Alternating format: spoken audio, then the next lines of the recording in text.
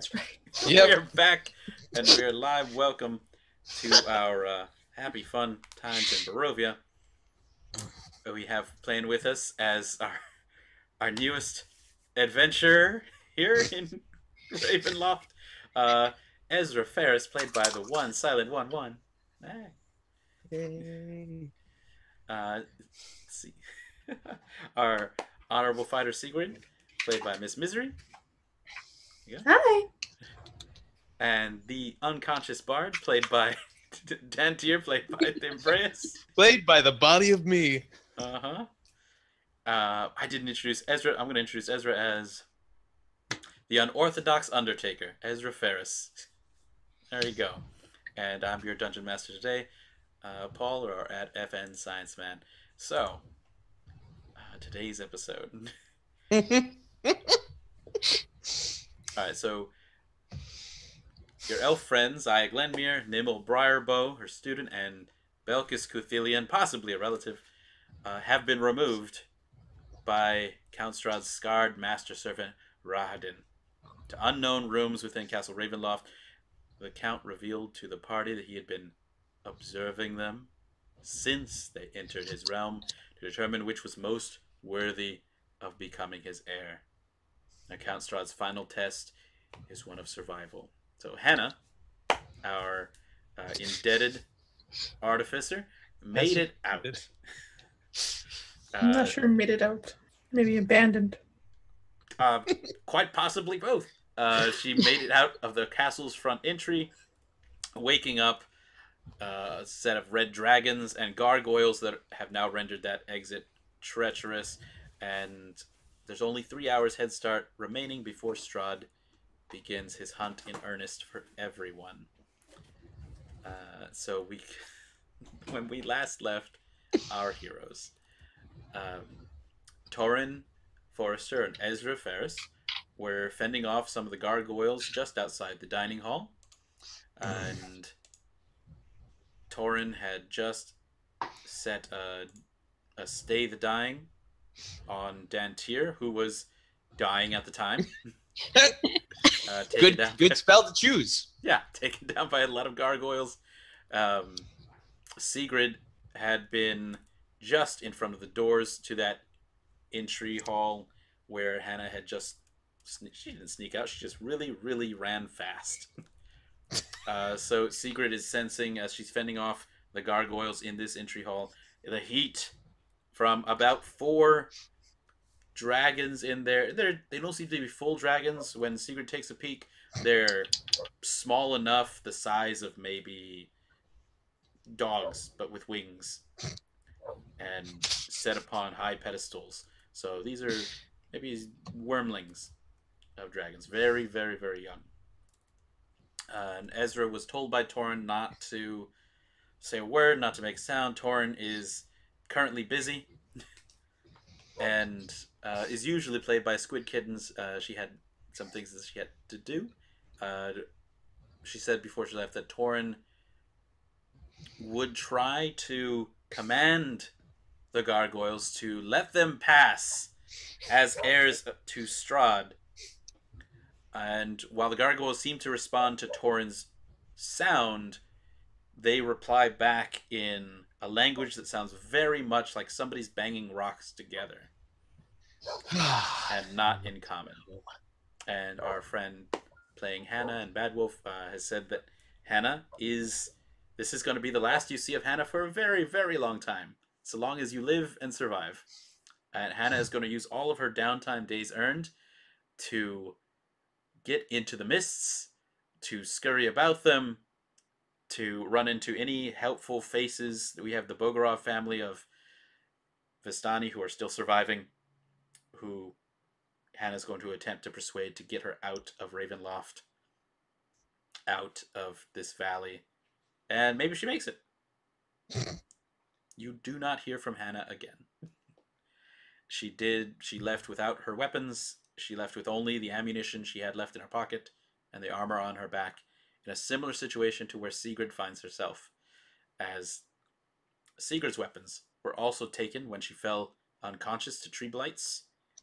She is still wearing her armor, and as a favor to someone on the outside, Ezra Pheras brought a magical wind fan, which is enchanted to smell really bad, like rotting meat. Maybe that wasn't the point of the enchantment, it just happened. But it is also a magical short sword for the purpose of when you swing it around with all of its tines pointy on the outside. Okay, so with all of that done, let's say that the gargoyles at this point, with Dantiir unconscious, with the dragons, wormlings there, I'm going to say that at the moment it is Sigrid's turn. Okay. So, is the map still accurate? Map should be accurate. So you are with your back to that entry front hall. Mm-hmm. There's a lot of gargoyles around. Most of them have gone up. Last I recalled, Segrid was trying to play dead a little bit. Yep. I played dead. One ran away, the other didn't. Mm-hmm. So I need to get... I have an idea to get up through the door, but I need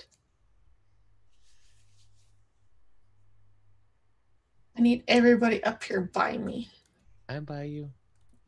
Dantiir's body is very close and on the floor. Yeah. Are we going for this as saying that Toren's just following behind us? Yes, let's go with that. Okay. Man, I really want my gear. But I have no idea. It? Yeah. And we're being attacked, so we have to get out. Like, just pick. Okay. Is there an action you want to hold till everybody gets close to you, or? Yeah, I'll wait till everybody gets close to me, I think. Okie dokie. We'll activate that. Let's see with what gargoyle. Oh, we have a gargoyle who's messing with Toren. I'm going to say that that's the one that Toren was trying to speak with, as they kind of had a stare down, and this one's just going to flap away, doing the same amount of activity that Toren's doing this session. And that means that Dantiir, you're unconscious. We'll just perfect. Bravo. I almost took actor for a feat. Yeah. You have a dream with the voice of Jenny Greenteeth. Something about obsessions, about a box, a comb, gloves. It's a thing, and you're still in the middle of it. Something about a mourning mother, a man who's both dog and bird, and a greedy person. It's a thing. Is Dantiir usually someone to control dreams? Is Dantiir usually one who's just lets it happen? And I feel like depending on the dream, like if it's a nice enough dream, he'll just like go along with it. But like I feel like he also couldn't resist tweaking a few things if possible along the way. But like he's a very active person. He's not a very passive person. So, I mean, he'd probably, if there were things to do in this dream state, he would like actively like be trying to find something. Oh, fantastic. In the dream state where Dantiir is in, it started out as mist and then almost got very familiar as it became very cold in the dream. There's lots of snow and drift. Imagine back when you were looking for some lost boys in the near Irashnow. Good times back when there were more of you and more alive. And it's cold, but Dantiir, I think, remembers that back as a very successful memory. You found one of the kids, you brought him back alive, you saved him. The road is in the dream is covering ever higher and deeper with snow, and the foothills that Dantiir had been traveling through are now much larger. They're really clearly mountainous. And Dantiir, instead of being in front of a mountain pass as he remembered it, with a broken wagon, a dead mule, and 2 injured boys, Dantiir has now come to a dead end. An opening, a la Indiana Jones, and a mysterious temple hidden in the side of a mountain. And there are rather large, maybe 20, maybe 40 feet tall statues in front of this temple carved into the side of the mountain.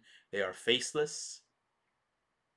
They are not exactly glinting, but it's almost like they are made out of solid resin. They have a very dark orange red tinge to them that they are catching as part of the light, and the light is fading quickly at this temple. And in the dream, Dantiir is starting to shiver.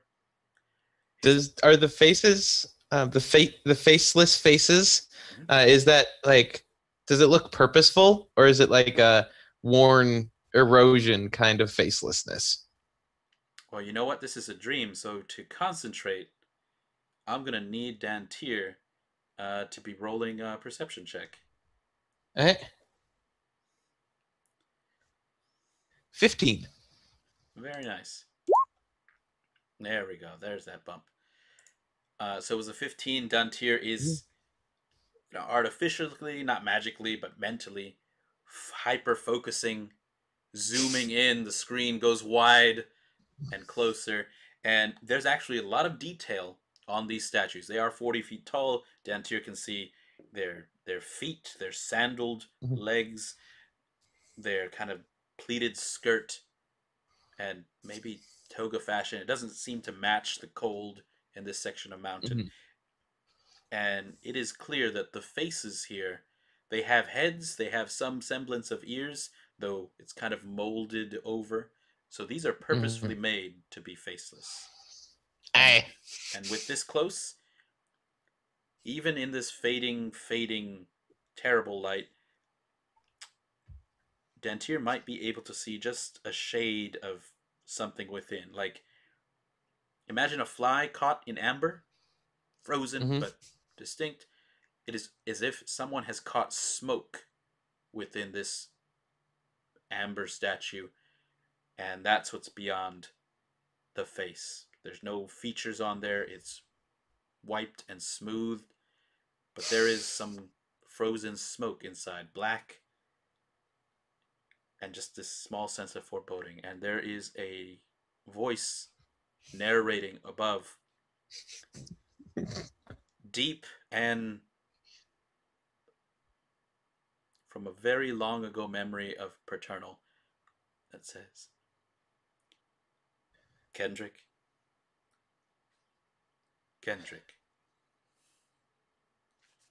go to the Amber Temple. Save your aunt.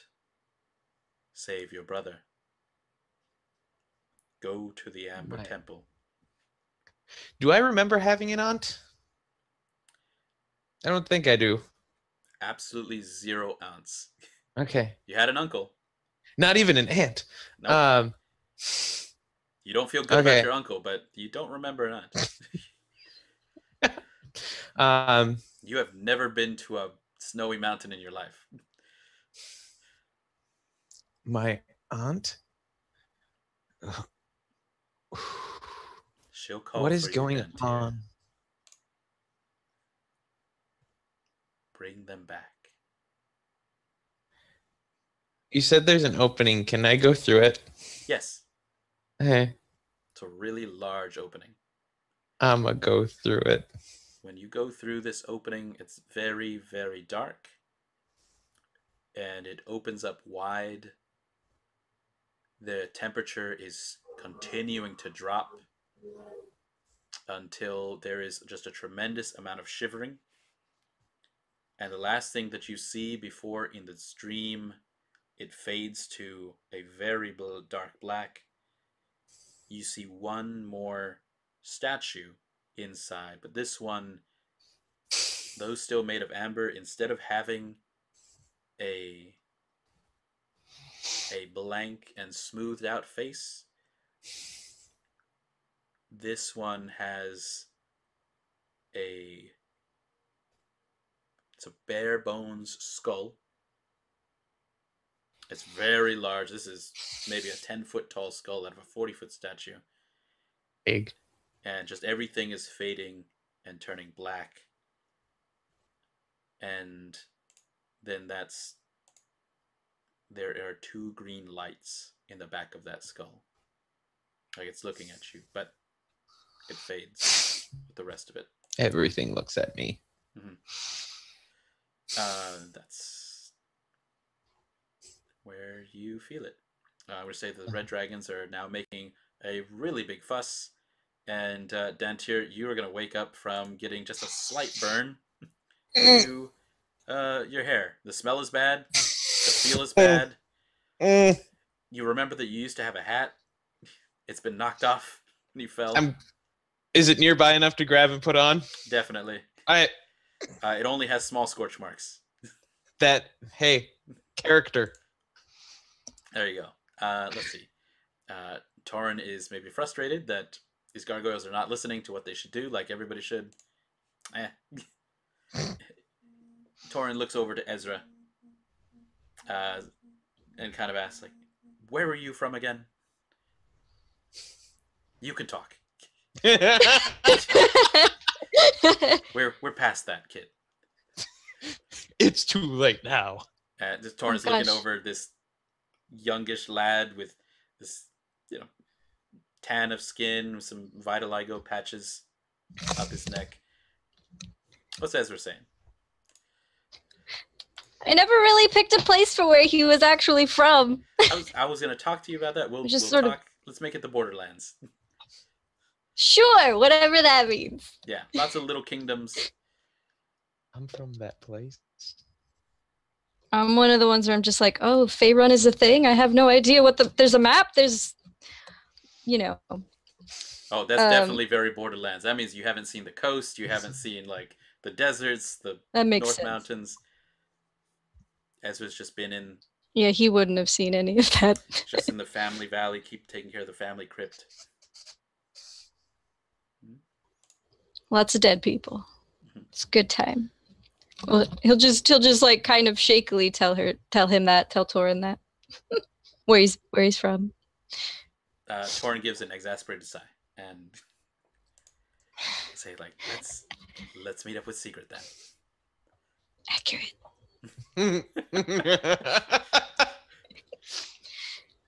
And Toren will help Dantiir to his feet.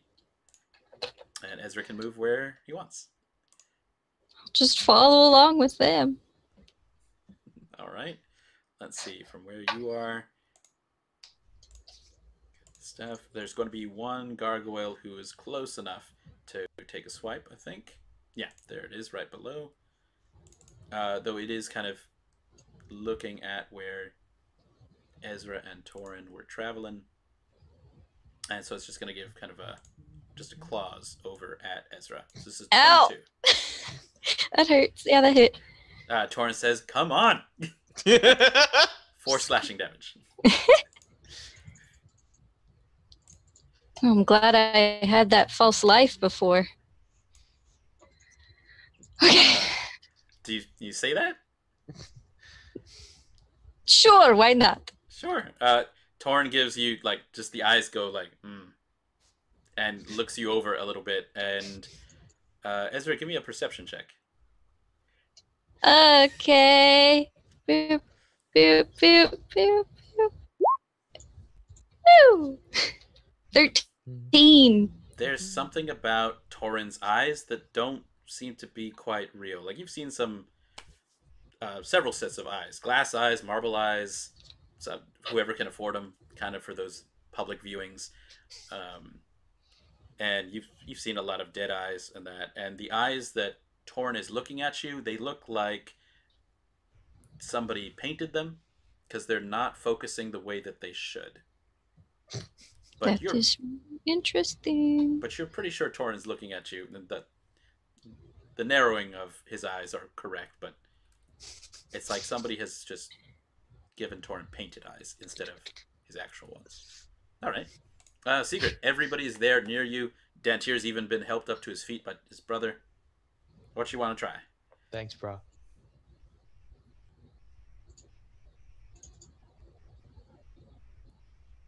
My fucking muting. All right, we have two choices. We can go out this door. I have an idea, or we can find our gear. Which I don't. What should we do? What's your idea? I hold up fans. I can move things with this. I can try anyways. I don't know. I mean, we can always try, and if it doesn't work out, we can find another exit. Okay. I'm gonna hide behind the safely behind the wall next to the door. Sure. I might have forgotten to mention it, but Dantiir, you have 1 hit point. Okay. Nice. Okay, Segrid, they're following what you want to do. Let's try it. All right. I closed the door behind me. Okay. So I'm gonna take the fan in one hand, the door in the other, and just open it and cast gust of wind with the fan. Oh, nice. Okay. There's some dragons. There's some doors. Yeah, they have to beat a strength attack of 13. A strength check, sorry. All right, let me try this out. This is everybody in the line, right? Uh-huh. I want to say everybody this. in. I should be able to hit whatever's in that hall, shouldn't I? It's not a very large hall. I'm trying to hit them all just to knock them down so we can run. Okay, I'm gonna say let's. I believe in you. Yeah, let's try this out. All right, what do they got to beat? What's this thing? 13. 13. Let's try it out. Mm-hmm. Oh, that is one wormling that's gonna be smacked against the wall. It's a 12. That's an 11. All right, that's let's try for a number 3. That's a 7. And that is an 18. All right, so with bearing open the door and the wormlings ready to blast down upon you, 3 of them have been crushed against the wall and are being held there by a magical whirlwind coming out of this fan. Also, there are no windows here. You may wish for one. Like, imagine coming into a meat market that has been closed for a week with no air conditioning. This is staggering, almost. This is a tremendous rotting scent everywhere. One of the wormlings is buffeting against the wind with its own wings and kind of says press its legs against the brass doors. So there is one who still roars there. All right. If Toren has his brother, I'm grabbing Ezra. It's Ezra, right? Yeah, Ezra. I grab him by the shoulder. I say, "Come," and I just bolt. Try to get all the way up through. Okay. Let's try it. Let's do it. Okay. Let's do it. You're going through, so I'm going to do just one opportunity attack on Segrid as Segrid passes by. Or you know what? Let's see. We did this. Let's do this for everyone. Give me a dexterity saving throw, y'all, as you're passing by 1 fire breath. Amazing! I got a 16 from Ezra. Being dragged along. Open it. Dex check? Dexterity check. Alright. Oh no! So natural 20 over with Dantiir and a natural 1. Total of 2. High five from Segrid. Just going through. I think they make it out the door. Segrid, under your watch, the magic wind is keeping 3 of the dragons out of the way. And when this is blown through the door after all of you, Segrid, you're the last one kind of watching to make sure everybody makes it. And so you take this. So that means that for Segrid, that is 24 fire damage. And for everybody else who were it's such close quarters, you're going to be taking 12 fire damage. I'm down. Same. See. Oh no! Okay. 1 point. I have -1. I'm so close. All right. Oh shoot. The good news is all the gargoyles have stopped chasing. Dantiir, I need you to do a death save. Yep. Oh, right. I can. Okay, so where is this on Roll20? On roll 20, your Do death save. I can just roll a d20. You could just roll a d20. It would be otherwise in the very center of your sheet. 9. That's a 9. That's one strike. Just gonna Yep. mark that down here. Oh, there it is. Yep. Ah, I found it. Oh gosh. All right. Let's see. Of the dragons, you have all passed the foyer. You're just kind of past. I say you passed the foyer. You passed out. So the red dragons are not going out the door. Ezra, you are awake. These persons. I didn't roll for Toren. I'm going to assume that Toren is also there. You and Toren are the only conscious ones at this time, Ezra. Segrid, this warrior woman, and the man with the feathered hat have just fallen down because they are on fire. Oh, it's a I'm great. unconscious again. It's a great thing that I studied a little bit of clericalness. Okay, so he's gonna run to Segrid because that was the person that he needed to give that fan to. So it's just like, I can do this, and so he's gonna do the 1 a day cure wounds at first level, which is I think only a D8 plus my wisdom, which is 0, so it's just a D8. Nice. Which I forget how to roll. That should be / and then D8. / R D8. If you need that. 2 health. All right, Segrid, your health has doubled. You are conscious. You're on the floor. A lot of things are burning around you. It sounds like it's mostly you. Your fan is fine. Okay. Okay, Ezra, she is awake. You've done it. What do you say? That was awful. Are they out? Everybody is out. There is now a very wide cobblestone area. There is a set of open gates and portcullis about 80 feet in front of all of you, and a stone wall that seems to be going in, looking left and right. This seems to go around the entire castle area. You didn't see this as you came in, but certainly this looks like a gate for a castle. These stone walls look like they're about 20 feet high, about the same as the exit gate. Mm-hmm. All right, Dantiir's down, so we all have a healing potion on us, right? That's true. All right, I'm gonna run to Dantiir, grab his, and pour it down his throat. All right. You get go ahead and roll for that. Let's give him D4 plus 2d4 plus 2. Want me to roll or you? You go ahead and roll. Okay. 2d4 plus 2? Mm-hmm. Okay. Oh, wrong way. There we go. 7. Nice. Okay. Dantiir, you wake up again. No dreams this time. Your hat's on fire even more. Just putting it out. It's that. Character. That's what it is. Yeah. It repeated to myself every single time this thing is going to be frayed by the end of this. Just this one episode. Going to be in tatters by the end of this. Okay.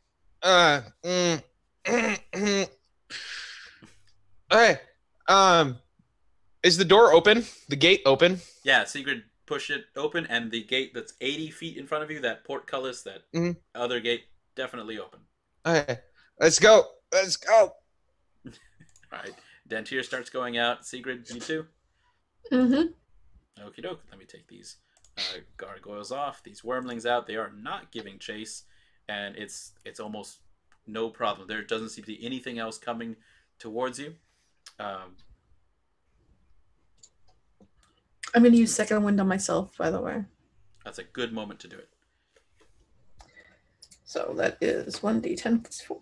Outside, it begins to rain, and this is somewhat cooling on your wounds as you make it over to the gate. And my hat. And your hat, yes. And...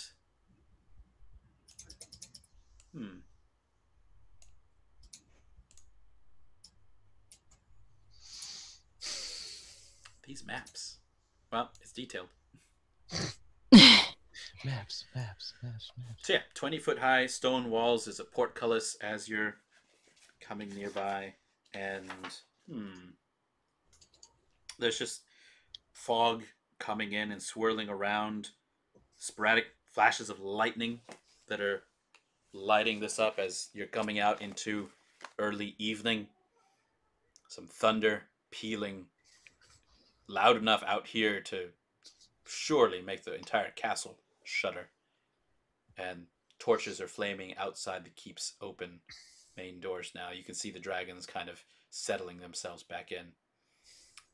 There's just at a single glance back, very, very high back above the entrance wall is this round window with shards of broken glass lodged in iron frame.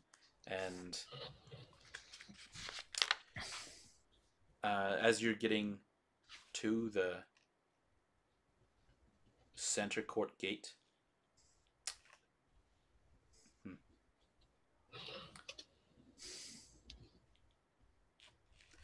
there is it opens out onto a stone bridge. There is a bit of a moat about 10 feet down from where the bridge is. This is coming out in a very Ocarina of Time, Legend of Zelda night. It's a dark and stormy one. Nothing seems to be chasing you out from the castle, and there is no sign of Hannah anywhere in sight. I want to look down in the moat as we pass through it, see if I see anything in the moat. There's an ocarina. No, there's... I'm going in, guys! It's very dark water. It doesn't seem to be very There doesn't seem to be fast-moving. inhabitants? None that you can see from there, unless you want to give me a perception check. Sure, I love perception checks. Nice. I don't have that great of a bonus on this character, but I love perception checks. I got a 7. All right. I got a 4.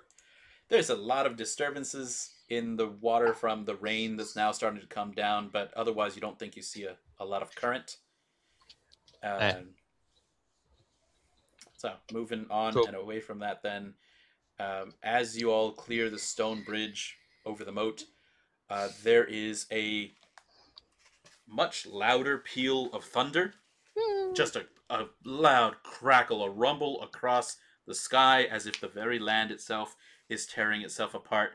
And you feel it in your bodies, you feel it in your feet, and then even after the thunder passes, you still feel it in your feet. And then it's just roiling through the ground. And behind you, where this stone drawbridge is, a wood drawbridge over the top of it and connecting now raises itself back up. An iron portcullis behind you closes and slams into the ground, and the ground is just shaking. It is rumbling. You are at the top and can see maybe for a league ahead of you, if it weren't for all of the mist about, but you can see the Svalak woods a good means away, and behind you, or in front, depending on where you're looking, Castle Ravenloft is upon a rising bit of the land. The stone part of the bridge work shatters and falls into the moat, and then Dantiir, where you were closest, you see the moat water crash and roil itself, and then it seems to drain, but not in a way that the water is disappearing, just that there is now suddenly becoming a canyon where the moat had been, and Ravenloft's land raises a good 20 feet, and beyond that, the walls of stone surrounding it raise to 90 feet. This is almost as if you are in your dream once more, but ever twice as tall, until you can see the peaks of the towers behind. But this is now a mighty edifice of fortification here, and the land continues to rise until it is 20 feet up, and those walls 90 feet up, and the waters of the moat, you can just barely hear them here in the storm, but they are now as though a crashing river, but so far below that you cannot see them anymore. There's just slick rock wall, a good 10 feet distance between. The widening is still happening. Everybody please roll me a dexterity saving throw, or I'm going to drop you in a canyon. Oh, jeez. This is Okay. how it ends. Or not. Oh, all right. Okay. Cool, So instead of sliding down this now rain-slick precipice of darkness, you are going to just fall prone, but grab very readily onto what available grass and broken cobblestones that there are now. The outside from Castle Ravenloft is not as well maintained as it was here on the inside, in the front courtyard, and that is definitely a deep canyon that has formed, a fissure here in the land itself. And the rain is ever pouring. It's getting a bit stronger now. Castle Ravenloft is a fortress.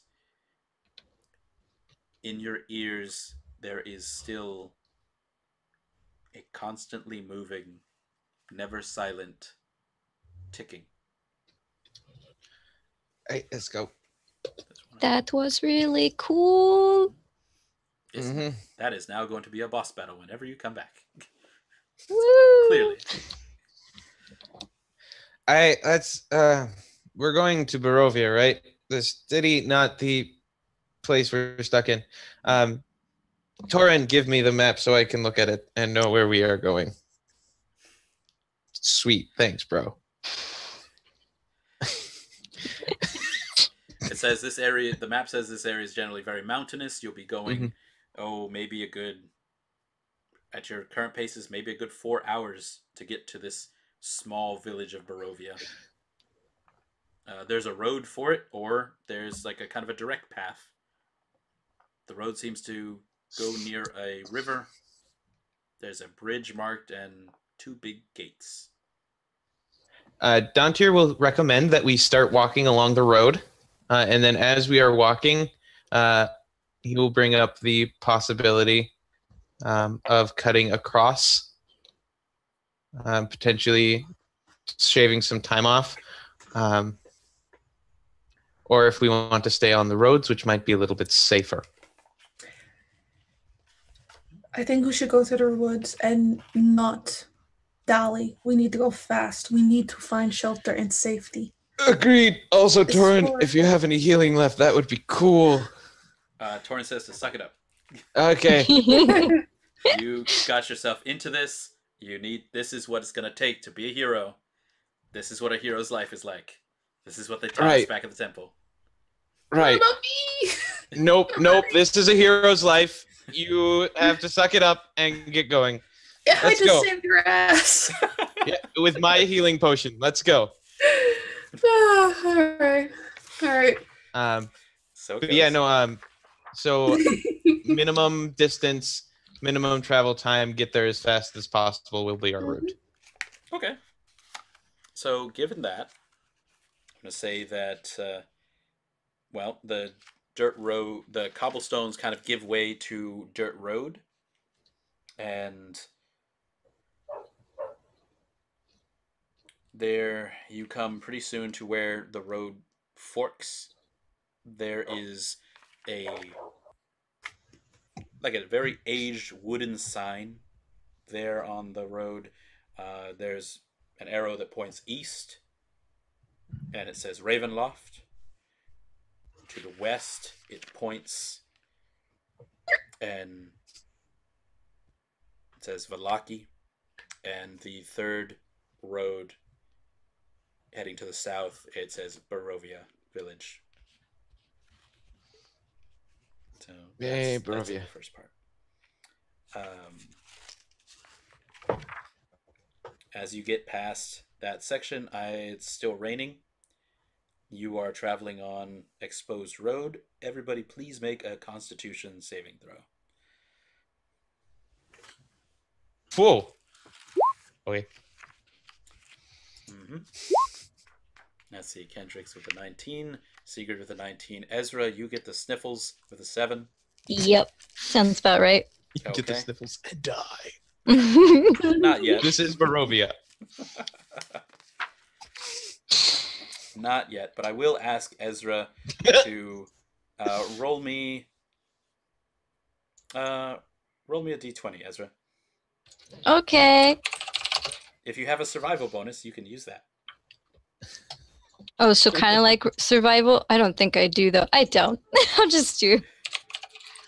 I do, apparently. Survival doesn't come up a lot in the cemetery business. All right. 16. Oh, fantastic. Nice. Yay.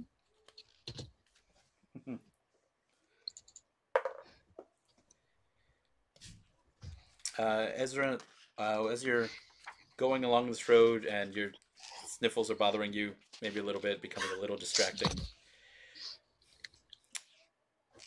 you are maybe the last one to follow the direction to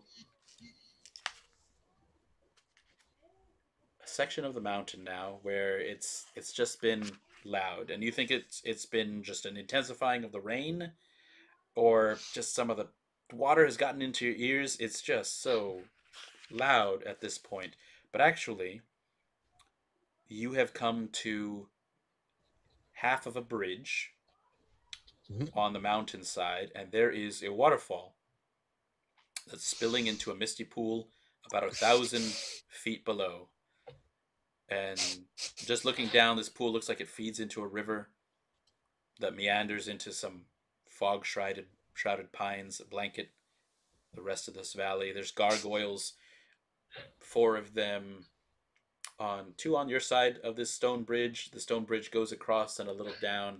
Looks like there's 2 gargoyles on the other end, and the bridge is just mold encrusted stone. But looking down, because you're trying to be very polite about like where you wipe and where you drop and where you drip.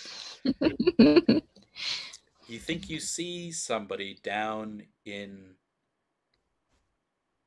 that pond. It's 1,000 feet down, so it's kind of difficult, and it is kind of dark. But you're pretty sure that you see a woman. She's whatever she's wearing. It's kind of light colored. The thing is, she has about waist length white hair. And it's not clear what she's doing down there at the pool. But while you're looking at her, she seems to look up and then move away from the pool and into the forest. Otherwise, you all have come. You maybe not noticed that. As you're focused on moving forward, you're having no difficulties. Your noses aren't dripping in any way, but there's a lot of rain. And you come to this bridge above this high set of waterfalls. And ahead of you, the bridge kind of lowers down onto a section of high road again. It's starting to turn kind of muddy at this point. What's the distance between broken bridge to broken bridge? Oh no, it's a completely made up bridge. Oh, okay. It's just okay. You're on the half of it of the mountainside, and then there's another half that is like at a lower level, closer to some forest.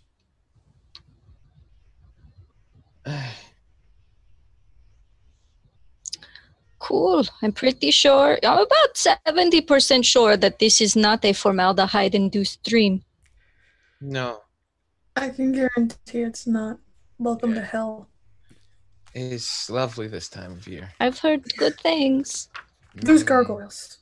Can I actually see the gargoyles in this weather? Or okay. Oh yes. There's gargoyles. There's more. Are they?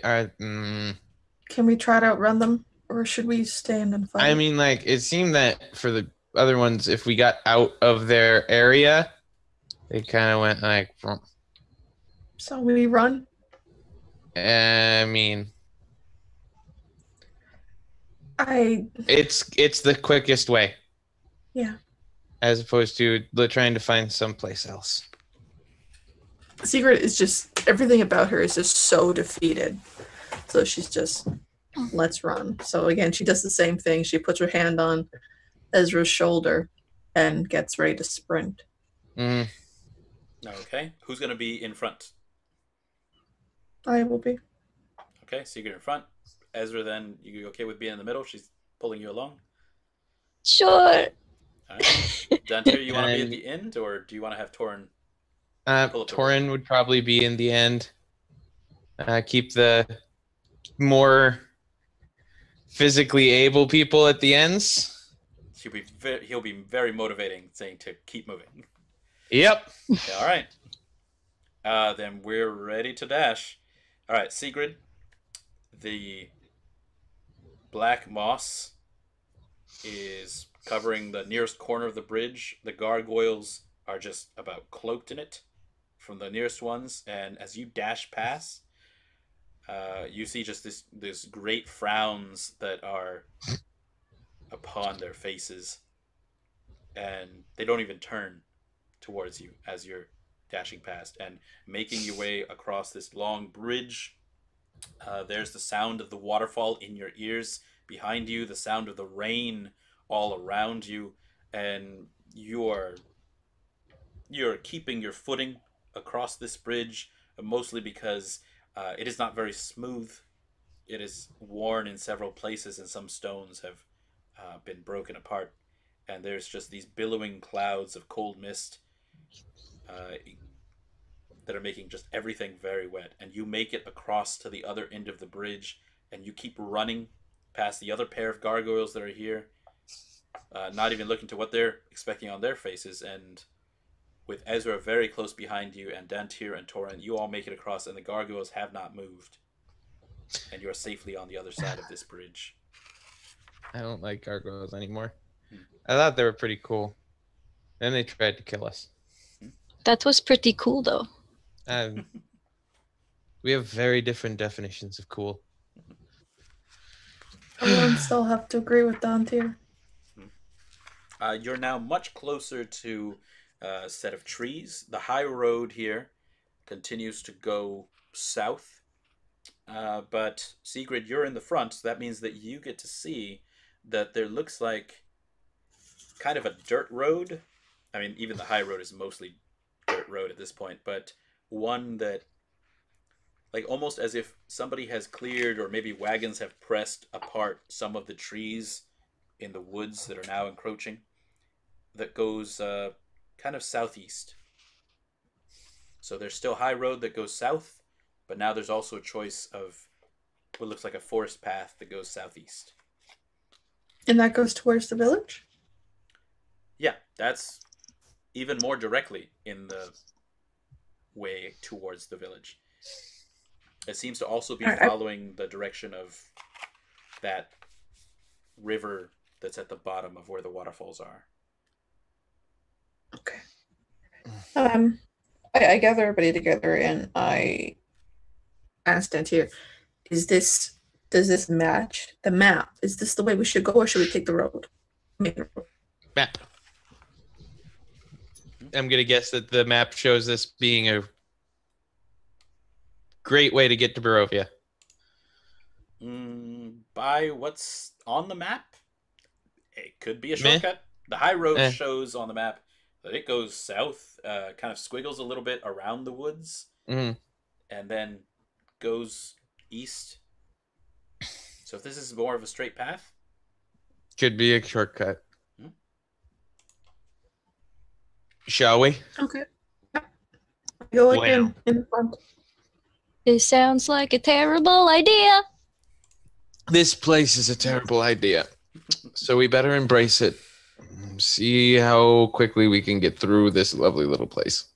Nice. Since you've got the map, Dantiir, please roll me a survival check. Okay. I got a 3, which is a natural 1. Nice. Now 3 will work. Okay. So,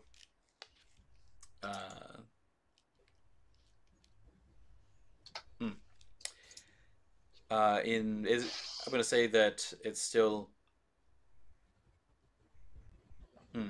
you, Dantiir, as y'all are going through this widened wolf forest trail, you spot a wolf trap.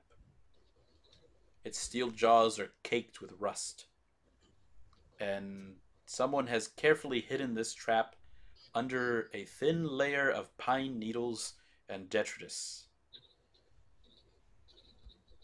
Huh? And it is right in your path. I'm gonna notify everybody. Nice. And move around it. Okay. So, with that spotted, nobody's going to fall into this trap. The rusty mouths and teeth of it still await anyone who's coming in this direction. As you travel a bit further along this, almost the edge of the woods, and this river is coming and fed by the Seer Falls that you've passed by. It's marked on the map. The road, the path, it's twisted and muddy through the trees, and you see ever more evidence of comings and goings of wagons. The trees are either broken or grown in a wide enough space that you're not in worry of being hit by any further malicious woods. For now. And the canopy of mist and branches, after about another hour's travel, suddenly gives way to just those black clouds letting down rain above. It's a clearing. And you've come low enough off the mountain and close enough to the river that you can see that at this section the river has formed like a small lake, just several 100 feet across. You can see to the other side, and there are 5 colorful and round tents, and each one looks maybe like 10 feet. It's a very personal size tent, and they're pitched outside a ring of 4 barrel-topped wagons, with a much larger tent standing near the shore of the lake. It's large, but it looks like it's sagging a little bit though it's lit from within. And near this tent, there's 8 unbridled horses drinking from the river, and so it doesn't look like there's too many people outside. But you do hear maybe the strains of an accordion. Do these look like the Bogorov carts? Oh yeah, these are the markings of the Bogorov. There's a couple less wagons than you remember. Oh yeah. There used to be 7, plus Madame Ava, but now there's just 4. Shall we go talk to them? See if they can give us aid in fleeing.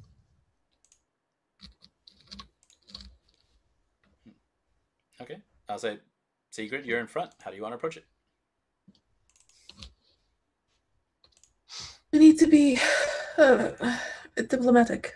Dantiir, you're the friendliest of us. I am the friendliest one of us. When their hands Toren up, snorts. just. It's true. But they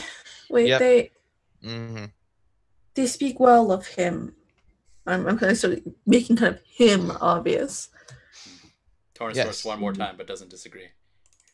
We need to get through here quickly. We need their assistance, even if they just show us a path. Agreed. Maybe we shouldn't tell them where we're coming from, just say we got lost. I am a personal believer in telling the truth if necessary.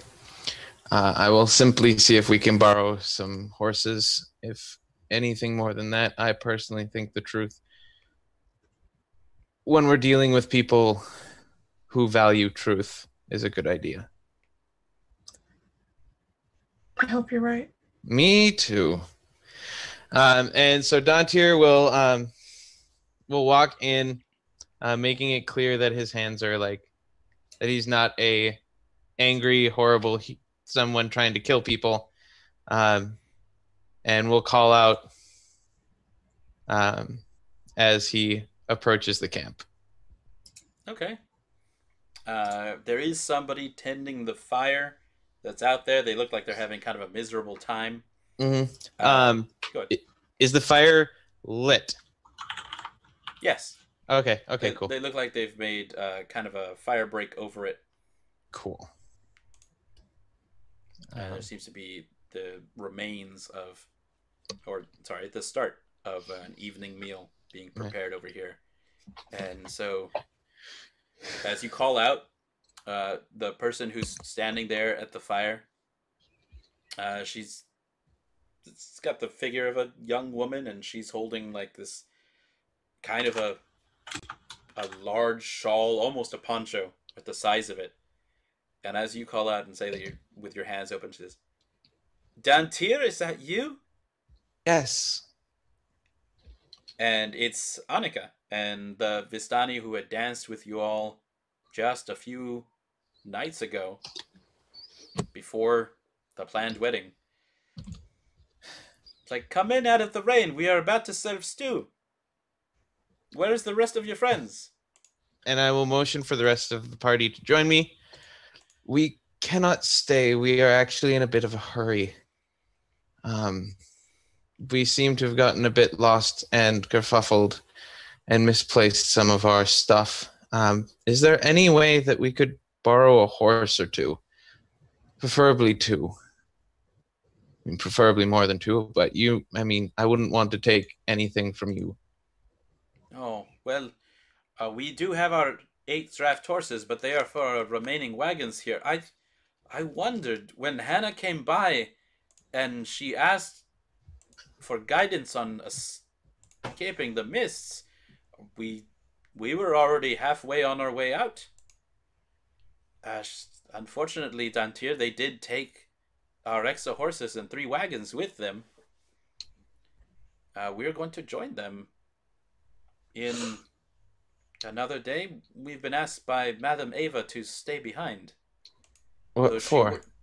She would not say.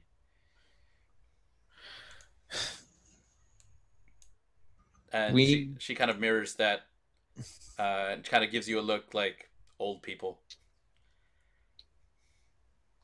We need to get to the village of Barovia as soon as possible. Oh, she definitely gives you a look like, why would you be staying there? There is nothing in that place.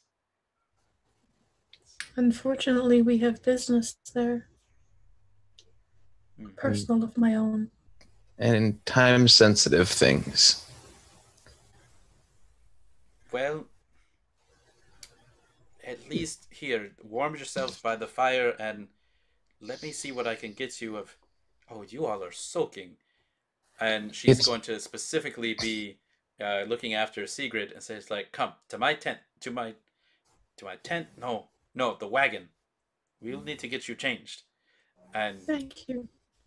And she's going to hand off. It's like, "You look like you need this." She's going to hand off the large shawl to Ezra, to which it completely just covers.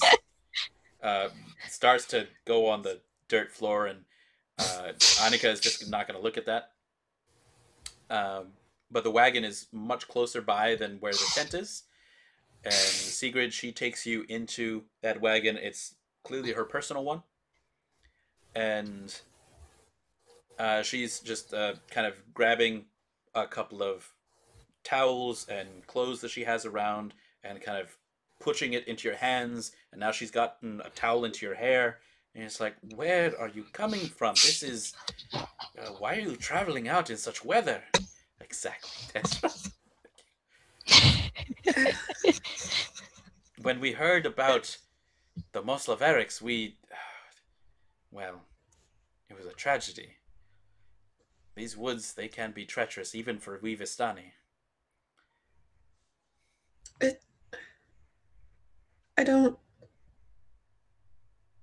don't have the words. And she starts crying. Just bawling. She's waking up there at Strahd's was it was something. So she's not even explaining. She's just crying. Annika's letting Segrid cry and is continuing to like towel her off as if that she knows this has to happen and to let it out. But as she's toweling off Segrid, on her face there are expressions of surprise and a little just a bit of a gasp because there are such wounds on Segrid.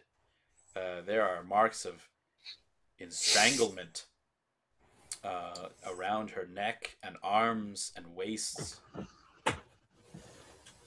And she does notice Donani's wind fan being held there, and there is still the slight sickening sweet meat smell coming from it, even closed. It's just like, it will be okay. We will. And she now holds Segrid just chin very slightly. It's like, Segrid, do you want to come with us when we leave this valley?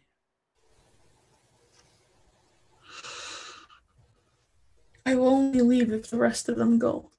I won't be leaving anyone behind. No. They go, I go. I will go where they go. This place is horrible. It needs help. I don't know what to do. But I will not leave them. If they go, I will follow, but I can't. The evil here is too much. It has to be stopped.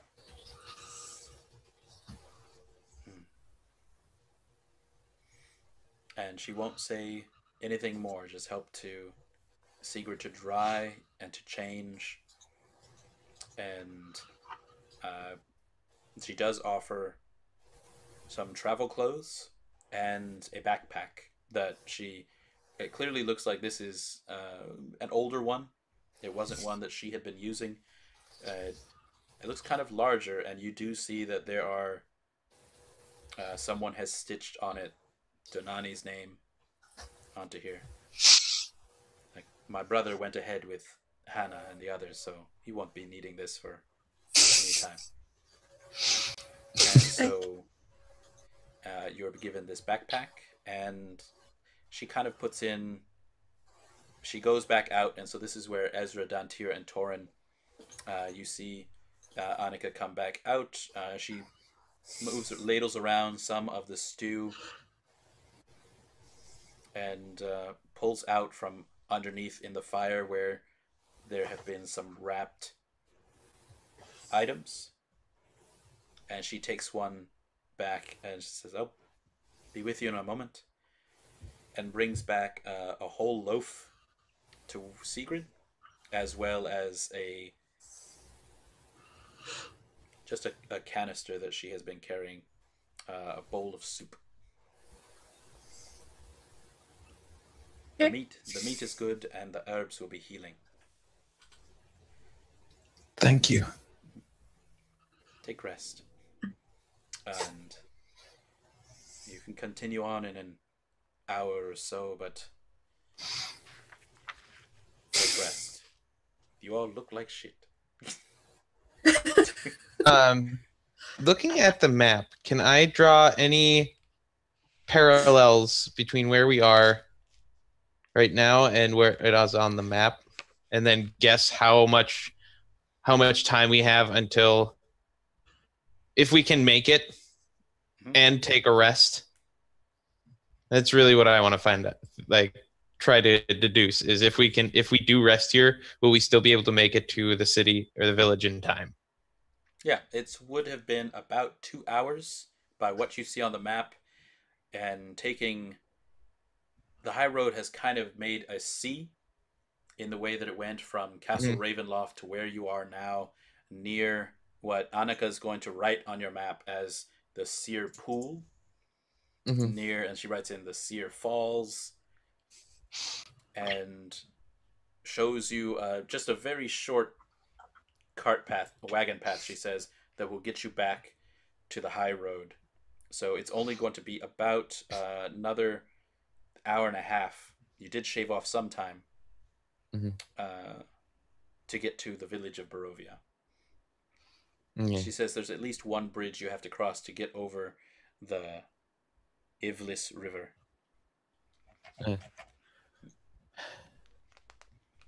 But we can spare the time and not be... She says you will be arriving in the village around midnight. If you do not rest, you will arrive near the 11s and will be much the worse for the wear. Do they have a gate that closes? No, the village of Barovia is not one where they have gates. So we'll still be able to enter. Yes. She says there is an east gate, but that is for... And she'll look at all of you. That is how we Vistani will leave the valley. I have offered Segrid passage, as we did with Hannah. If you all wish it, we will be traveling and leaving the valley for a safe time. It is... What happened to the Moslaverics is a tragedy, and with the wedding not happening, we will be taking our leave. If you wish it, I think Madame Eva likes you very much. I think we'll be able to take you out with us. And she looks at Ezra, who is still... the rain's kind of petered out a little bit, but Ezra's still covered, I think. Yeah. Okay. You are new. Are you from here in the valley? You do not... And Annika will look... She's speaking a little louder and a little more simply if she can. You do not look like you are of Barovia. Pretty sure that I am not. The map that you might have seen Dantiir with looks completely foreign to anywhere you've seen. But there's a lot of Faerun out there. I have no idea where I am or what I'm doing. And just sitting here thinking about it, what do you think the hunt means? That guy, he was all, ooh, They're going to hunt. Probably going to kill us. Oh. Hunt us. That's usually what hunts are. Okay. We are the prey. You? He was like this really kind of handsome guy. He Strahd. had this... Oh, is that his name? Yes. Oh, I don't know anything. Annika is she's got that quizzical look. She's like, you must be mistaken. You are... I'm not. Apparently, I would rather not lie to these people after they have been kind to us. He called my brother and I heirs to Barovia and said that we must apparently kill one another in order to prove who is more deserving of the throne, including a couple of trials. This one is the trial of survival, in which he is hunting us. Heirs to Barovia? Toren scoffs. Dantiir, how are you an heir? Are you a prince of some kingdom? Segrid? As far as I know, no. Are you a princess? I mean, my father is...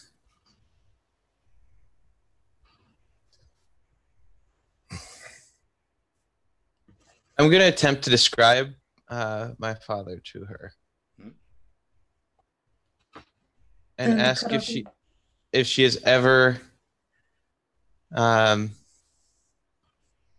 seen, if she knows of him, complete with name. I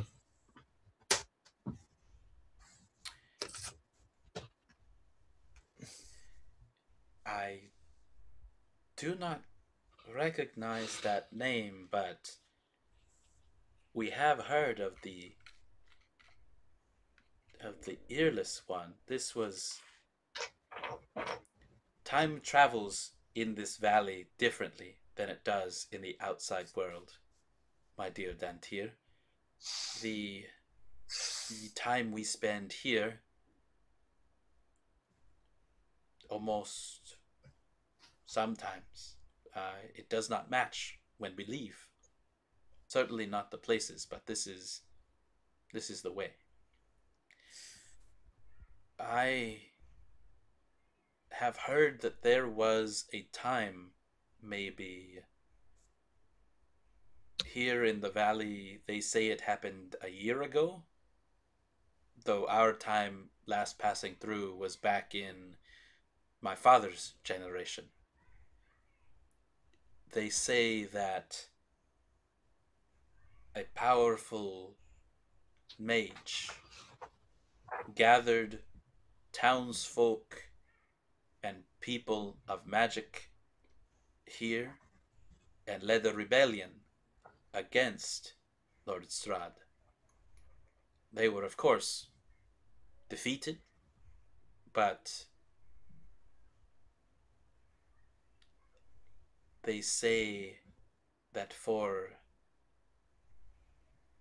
almost a 10-day, some others say just the night, there were no mists in Barovia. These mists, if you do not travel under the safety of the Vistani or under the permission of the Lord of the land, they will choke you, Dantiir. They will wrest the life from you and keep you here. They say this happened, but in my father's generation, where these mists left for a night, a week, a day, it would not have mattered. But if these mists were not here, then anyone could have escaped. If your father came from here, Lord Strahd would have been very eager to have him return. He is the ancient and the land, and all who live here are his subjects, and he brooks no rebellion in them. And wonderful. She will reach up to where your half-elf ears are, and your light tan, and she will try to look into your eyes. I'll let her. Okay. No, don't look.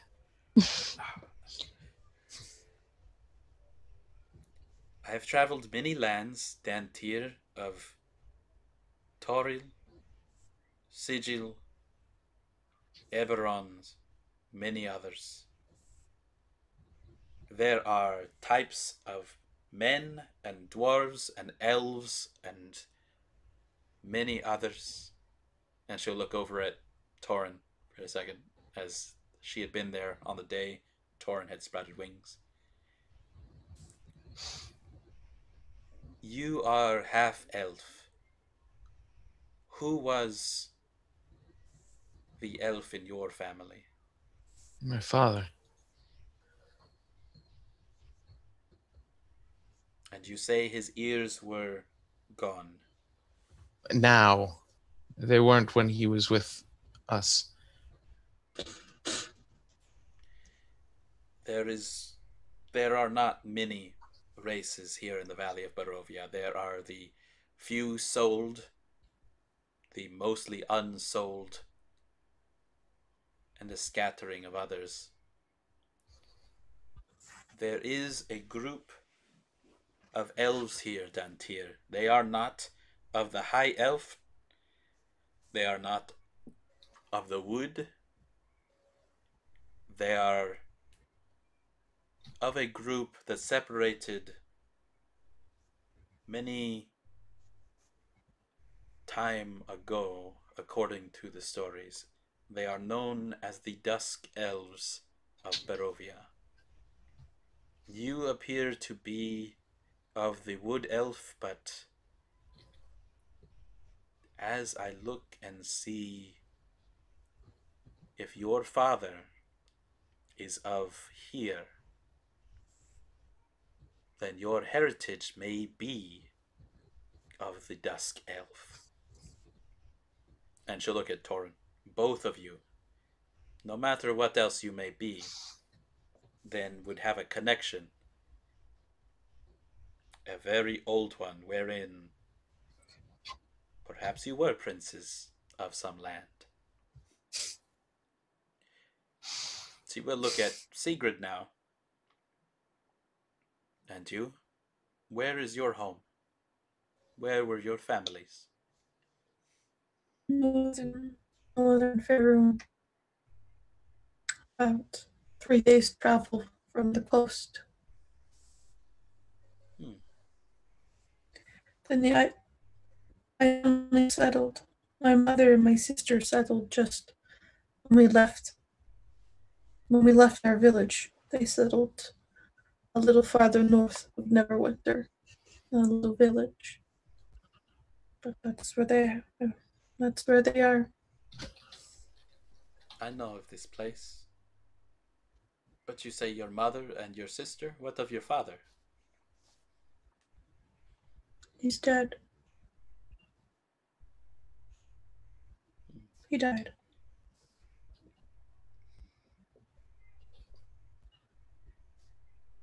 Are you from... You've moved now to near this Neverwinter? Do you come No. from these lands? I am from there, yes, but I left my mother and my sister there. I have been on the move since. It's been a year, 2 years maybe. Just wandering, looking for something.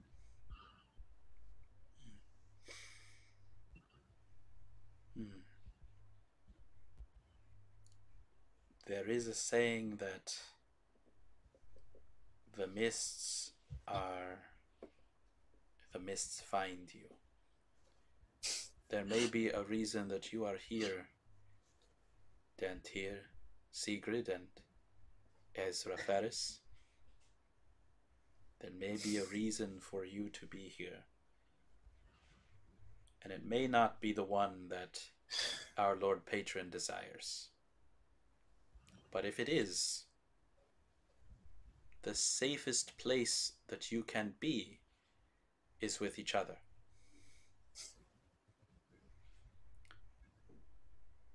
And you offer just one more time to escort all 4 of you out of the valley. It may be a trip that takes everything out of you. It may seem like you will need to travel for days, weeks, months. It may be a trip out of time. But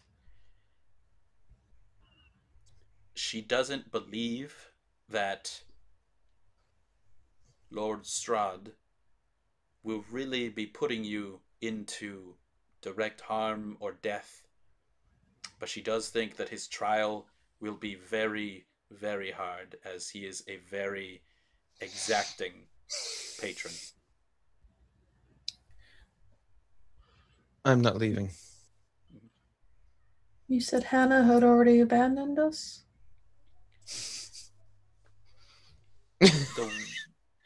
She said that she needed to not be here, and you all had done good work for us in trying to bring Donani and Leela together. It was all we could do to repay. Sorry about that, by the way. She looks at the backpack she's given to Segrid. Like, Donani will grow callous and grow older. He will love again. He has his life still ahead.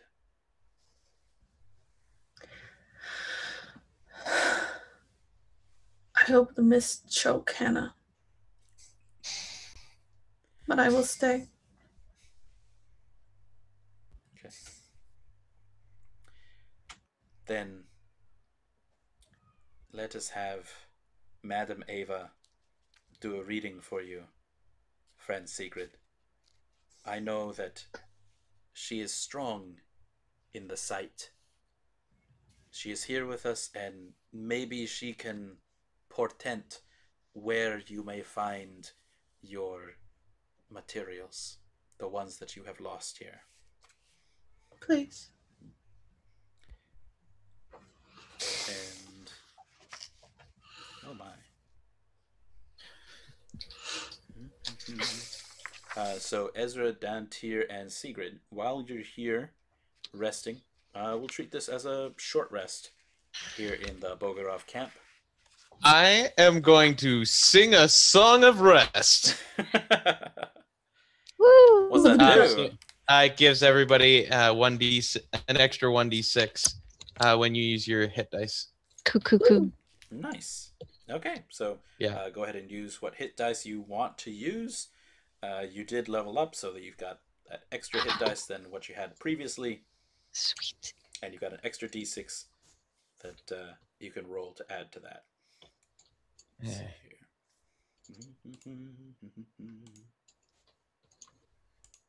That's 1, 7, and then a d6. Cool. Wow. Are you alive? I am. I rolled 2 natural ones. Nice.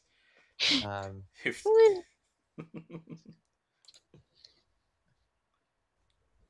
Oh, I have arcane recovery. Oh, so you recover some spells? I can recover 1 spell. Yeah, I can recover 1 spell. 3 natural Slot. ones. Nice. What was the song? You said it was 1 extra 1d6. D4? Oh, 1 extra D6. Nice. Yeah. And Segrid, so for your equipment, you are getting back a backpack, a bedroll, water skins, so some basic adventuring equipment, and you're getting 3 days of rations out of this bread and soup. It's mostly bread. The soup's not going to last that long. Okay. But Annika has kind of packed you up with Donani's bag. It's not new in any way, but it's at least going to be able to keep you going. Hannah doesn't look like she's left anything behind with the Bogorovs here. That's cool. So, but you do know that the last time that you had seen her, she didn't even have most of her equipment. All of her backpack was gone, her thunder cannon. All she had was what she was wearing and probably whatever was in her pockets. Let's see. Okay, at this point, let's say you mind if we take like a 6-minute break? Some water breaks. Cool. Works for me. Water break is good. Restroom! Yeah, all right. Rush Also off. very important. We'll see you in a bit.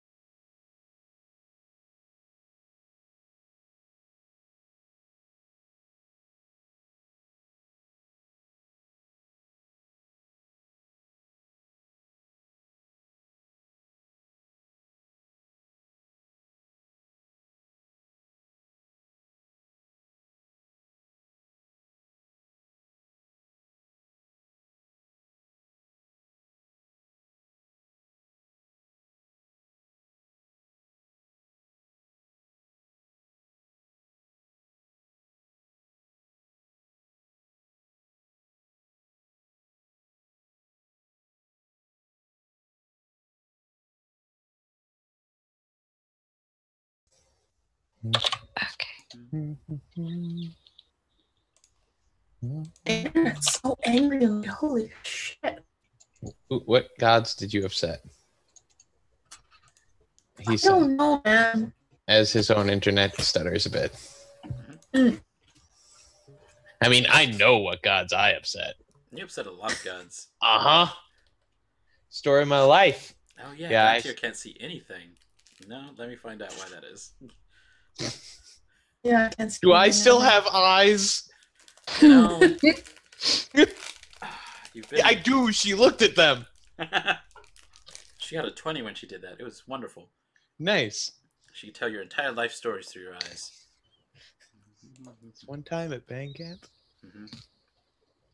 Let me see through Ezra's eyes and see what Ezra can see. Ah! Okay. Looks kind of cool. Mm-hmm. Why do I have... Technology. Ah. I like the glasses. Thank you. Just imagine them slightly smaller, and that's what Ezra's wearing. These are just too big. Hey, I see things. I see it all now. Oh, hi. Okay. I still don't have anything. Yes, I'm working on Segrid next. Okay. Sorry.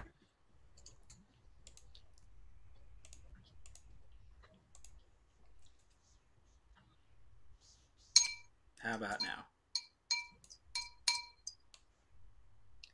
Ah, perfect. Yay. Okay. So basically, it's like you've been given some torchlight. There is some horses. They're over by the pool of a river, the tiny lake. Relatively tiny lake. It's still pretty big. And now there should be a little bit of light for everyone. Oh,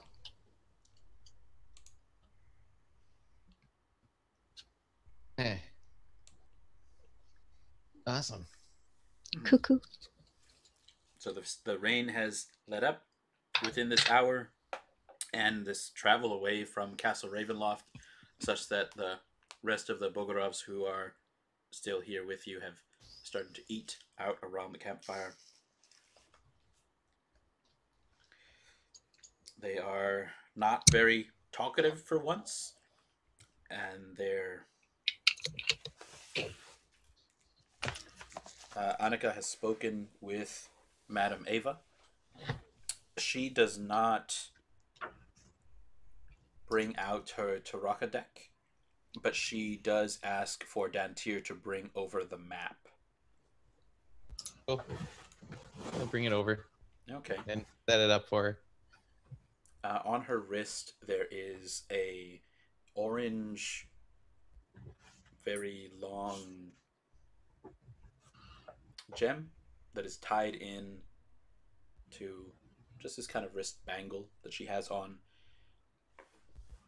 And she unwraps it from around her wrist and holds it out over your map of the valley. And it sways back and forth and up and down and slowly circles as she waves it over the map of the Valley of Barovia here. She pauses a little bit near the western half of the map, but moves it back again. There's nothing seeming to give her signal here in the south, the east, and then in the north, the pendant stops rotating and points straight down and then pulls slightly to the right, and Madame Ava moves her hand slightly over in that direction until it's pointing straight down. And it is over a town marked in the map as Valaki. And there are markings to show that there is around there at least some kind of palisade, some wall around this town. And Madam? she lets Segrid know that your materials have either been taken there, or if they have, no, she gets able to she can confirm that your materials still exist. They are in this realm, and they are here. Thank you, madam. Madam Ava. She looks up with kind of tired eyes. Do you know anything of a temple with faceless statues around it and in it?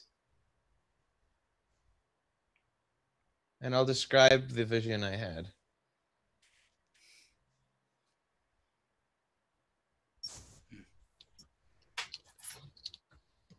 You speak of the Amber Temple. Good name. It Fitting. is in the west.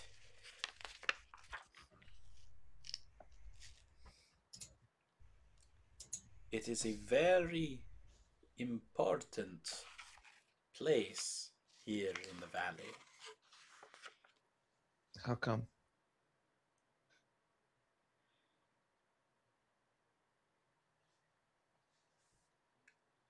They say that the dark powers that created Barovia,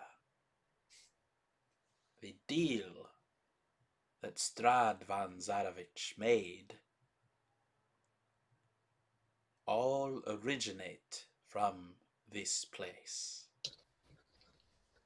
And she will point down onto the map with a finger that's very aged and bent and crooked, with a nail that is long but not sharp, and mark down a spot on your map almost exactly due west from both this encampment and the village of Barovia, just as almost a straight line west, almost off the edge of the map. Right here. There are dark powers there, Dantiir. And there's also my aunt, apparently. I'll turn to the rest of the group. Oh, right. Toren, we have an aunt.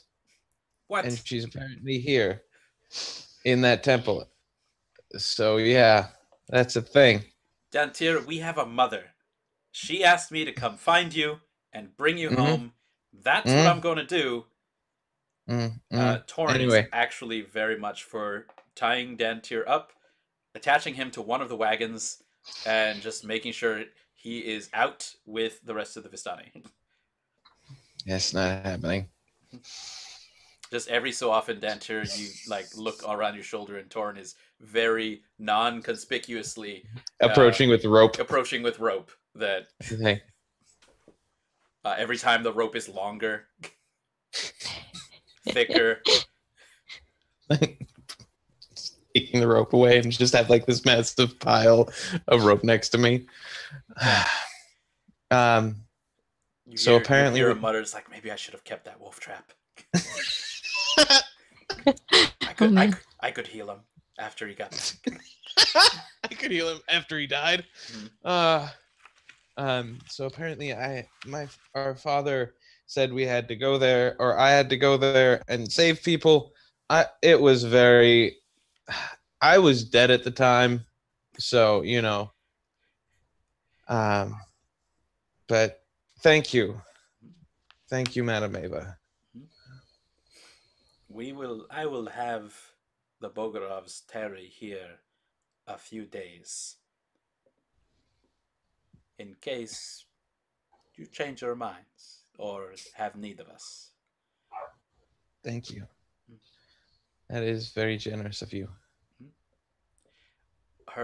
She's not smiling while she's doing this. She's just kind of saying this matter-of-factly, and not in a business transaction either. She's not asking you for anything. she will add, "We will not shield you from the hunt, and he will come. You will either prove yourself worthy," and looking at Toren and Segrid and Ezra, "or you will be found wanting."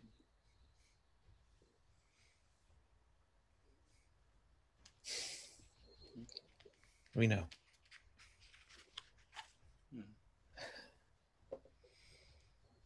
"I have read your fortunes, Dantiir, Toren, Segrid.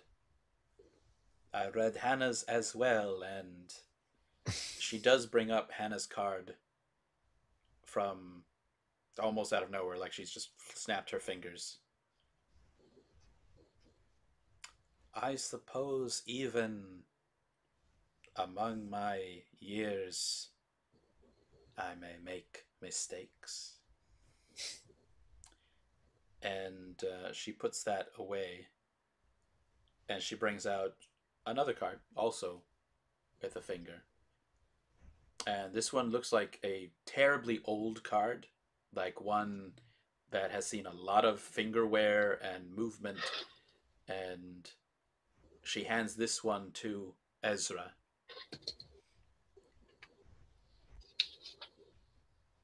"There are second chances for many, though." Dantiir, you recognize this is one of the cards out of your practice deck. It's not one of her thick, shellacked cards. And okay. I'll let you look at that card in a little bit, Ezra, but right now. It's like, "Do not look at this until you have passed away from this camp, my darling." If there is one thing that I'm good at doing, I don't know why I switched into country all of a sudden. Just so used to it. Yep. That part of Faerun. I'm from the south of Faerun. It's just so easy to do. He's just gonna say until I can remember how to get the accent back that he is very good at taking orders. Mm-hmm. "Your mother would be proud."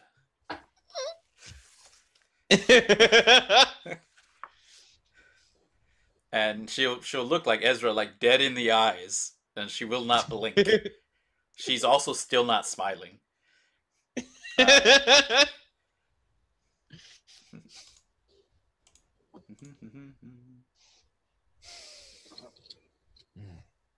That's just how she is sometimes.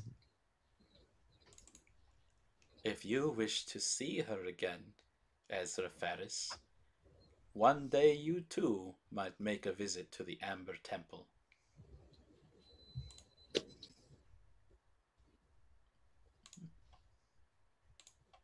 Can't talk. Words are not exiting the mouth in the way that I would like. "Well, I suppose that is why you made a good student. Certainly it makes you a poor cleric. One must be able to share with the people whatever gods that you may be worshipping."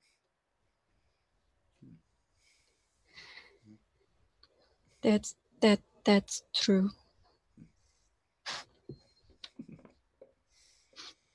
Okay. So that's her. Madame Ava will kind of shuffle over to the campfire, and several of the Bogorovs who are still there, they make a wide space for her. Somebody brings her like a mug of the soup, a cup of beer, and she settles down. Somebody has brought like a cushion out for her to settle onto, and she's just generally eating. The rest of them are kind of still whispering each other, not in very jovial of a mood, but now that Madame Ave's kind of eating there, they've at least loosened up slightly. The rain has stopped, so if you do want to continue on, it's been an hour, and you can get to the village of Barovia with the directions that you've received.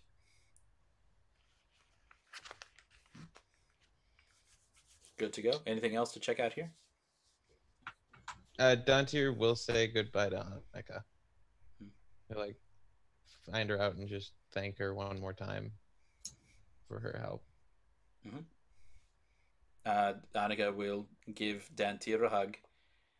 Will attempt to hug Toren, who maybe just kind of stands there, the arms at the side. Who knows? Definitely will give a hug to Segrid, and will whisper in Sigrid's ear to be strong. Thank you. We'll give a very hearty handshake to Ezra.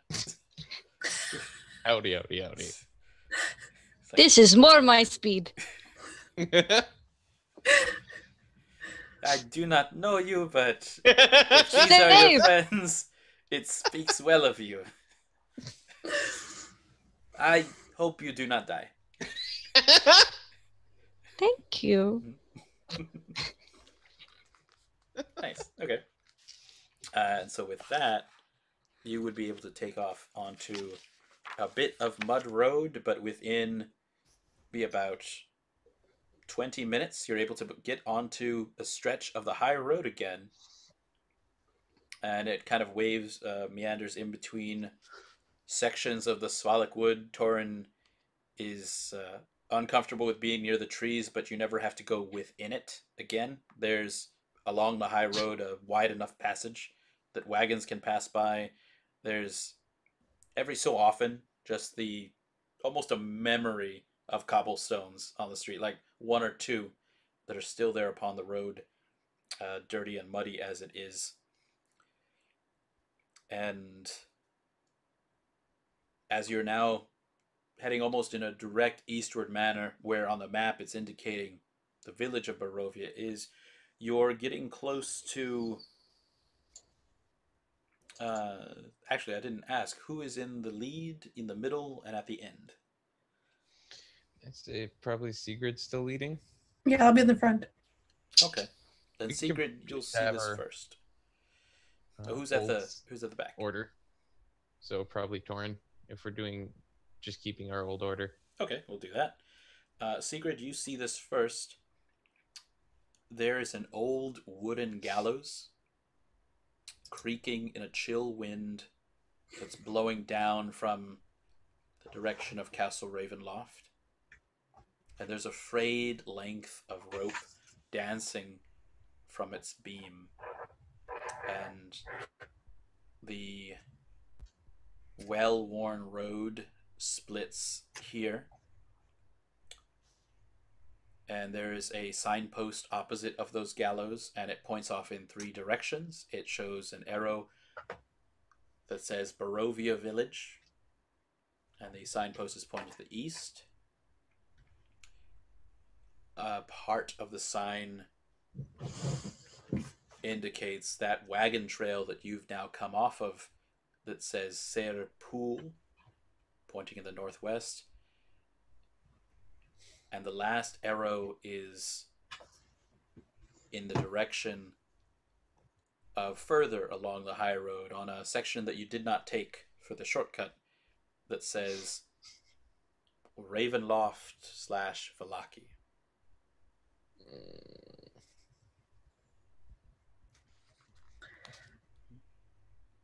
And should we still... Sorry, it's not raining anymore.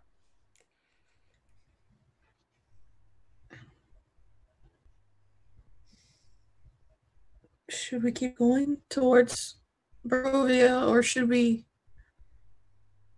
It's nighttime. We need shelter. And if I remember correctly from the map, Vallaki is a quite further distance away. Oh yeah, it would almost be like starting over.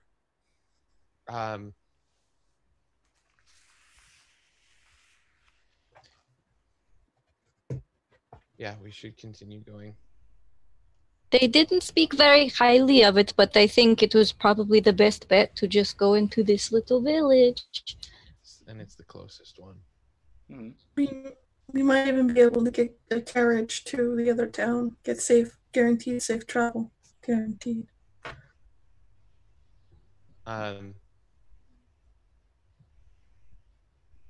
That's good. And yeah, let's just keep going. Okay. Cool. Okay. So continuing east, the road meanders a little bit, and as you leave the area, um, Ezra, you notice that by the gallows, I mean, it itself is just this rotted platform about 5 feet high. It's still got some wood stairs leading up to it, though it's otherwise bare bones, if you pardon that pun. There's Hmm. there's about 11 graves that are nearby here, but those gravestones are just blank. That is poor practice. Yeah, I just thought Ezra would be the one to note that sort of thing. As Toren brings up the lead and kind of gives Dantiir just the whiff of fine hemp rope, just still at the ready, kind of looking back from where you had come. Dantiir, you hear a creaking noise behind you, coming from the gallows.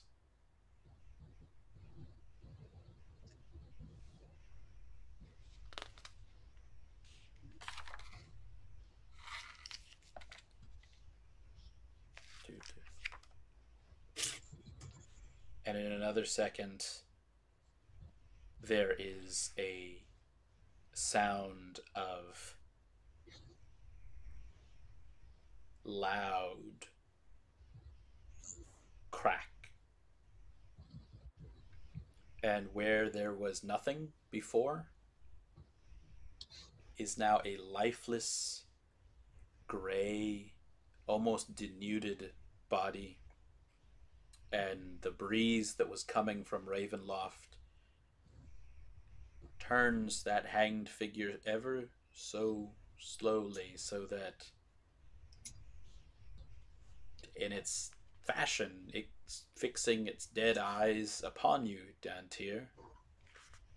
And it's got your hat. It's got your shirt. And you didn't think your nose looked like that, but from this angle and those broken vertebrae, that's yourself.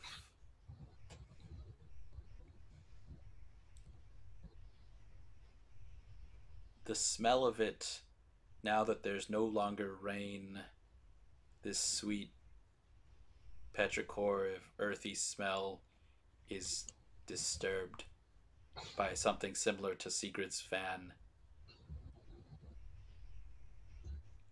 And the body swings around again.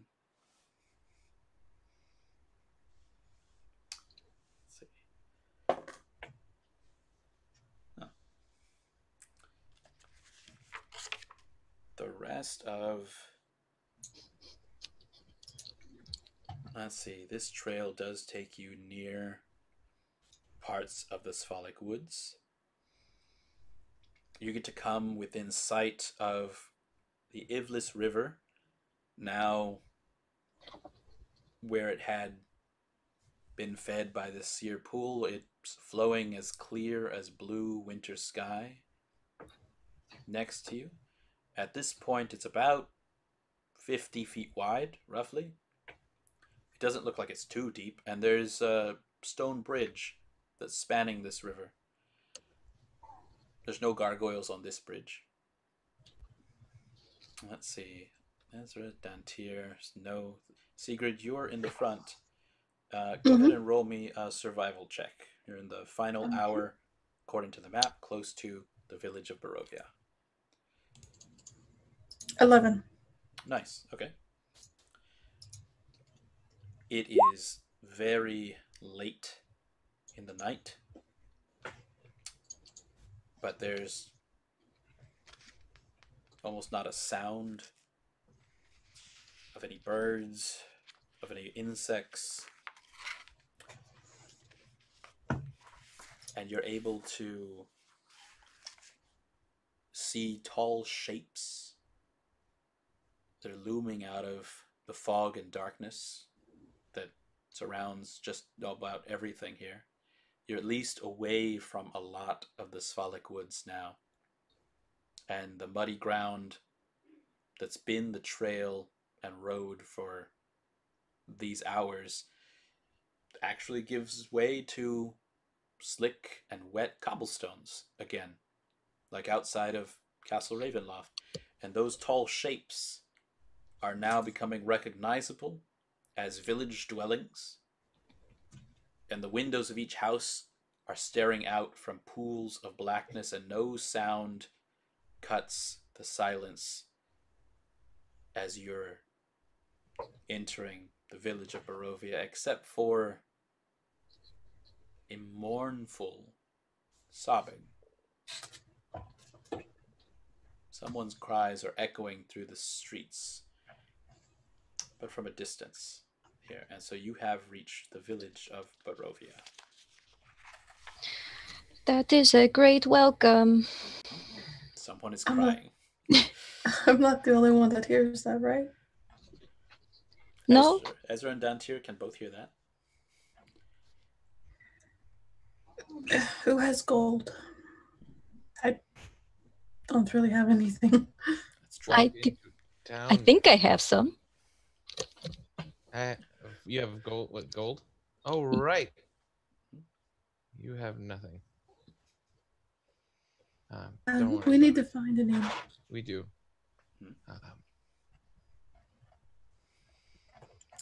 Let's start walking down the streets and find an inn. See if there's anybody along the way. We can stop them and be like, "Hey, where's your inn?" That sounds like a good idea. Sure. So there is, in this village as you're passing by, there's maybe 4 houses on your right, 3 on your left. Some of them are kind of larger or either cobbled together. It looks like they've combined 2 small houses into one, adding in maybe a hall, a connection. The first major intersection on these cobble streets, you see a long road that heads to the south that looks like there's a fenced off manse, maybe 40, 80, maybe 120 feet to the south. The road to your left at this intersection kind of curves a little. You see catty corner to you, there's a rather large building. It says out at the top, Bildrath's Mercantile, and there's a closed sign underneath that. Across to the other corner, there's a sign hanging precariously askew. It says Blood on the Vine Tavern. That sounds so... And further to the east, you see more houses. To where the street turns to the west, it looks like at least a tall building with a steeple on top. There are no large symbols that are reaching over that building, but it's at least a large stone edifice. So, of these places, there's tavern, mercantiles, kind of a tall mansion over here, like at least 2 stories. Church in that direction, and then a lot of houses. What direct? Go ahead. Does the closed sign look like it's just like closed for the night? Or is this like, we've been closed for a while? Oh no, this looks like it's just one of those board signs. Okay. Alright, cool. And none of the windows are boarded up. Segrid? Always a plus. What direction does that crying come from? The crying is heading from the south in the direction of the mansion. Okay. I'll make note of that for tomorrow. Cool. Ezra, ideas, suggestions? Tavern sounds like a great idea. I love the name. Yeah.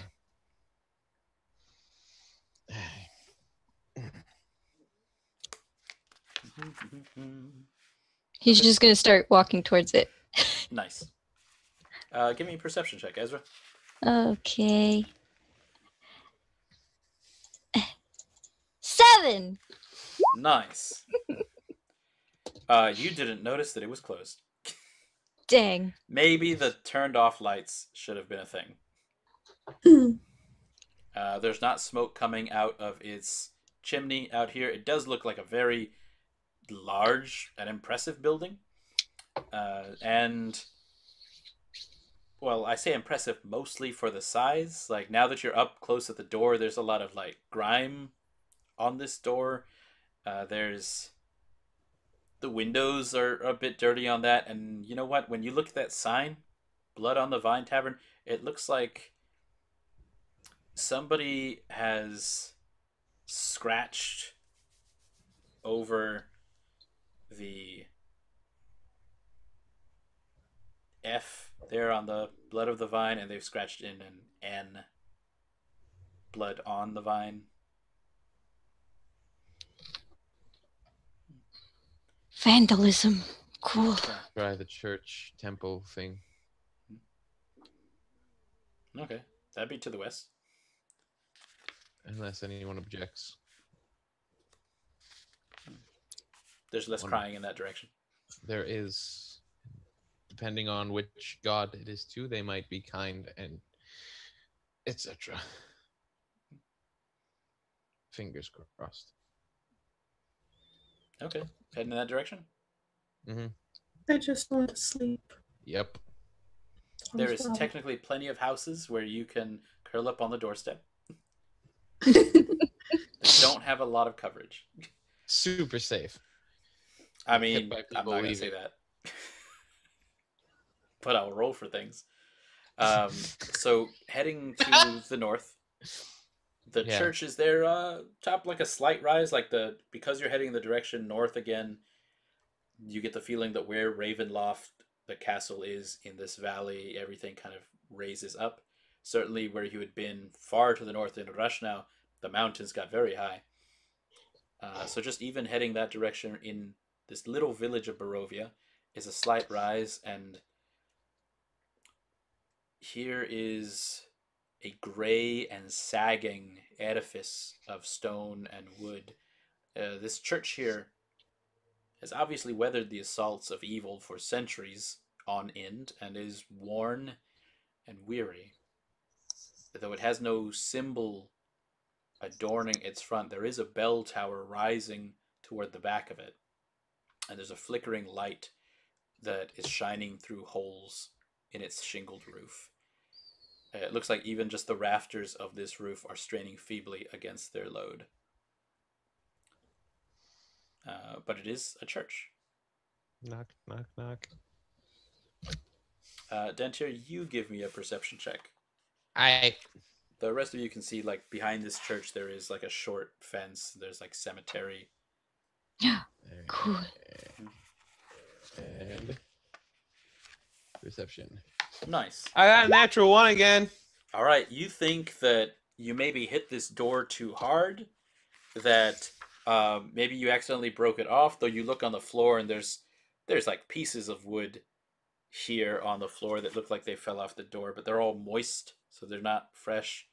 But there's just like there's char marks on this door, and you like reach up where you were knocking and there's like a piece that's missing that you think one of these pieces on the floor went up. But then when you're putting that there's like another piece missing over here, and another piece, and another. There's like 5 pieces missing in 5 lines. And then now that you're there, and with this like thin shard of wood, you see there's a lot of these scratches on the door, and they're kind of large and they're kind of high up, like they're at your shoulder height. That's weird. I'm sure it's nothing.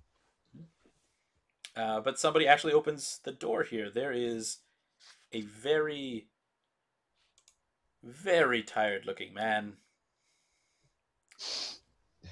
Hi.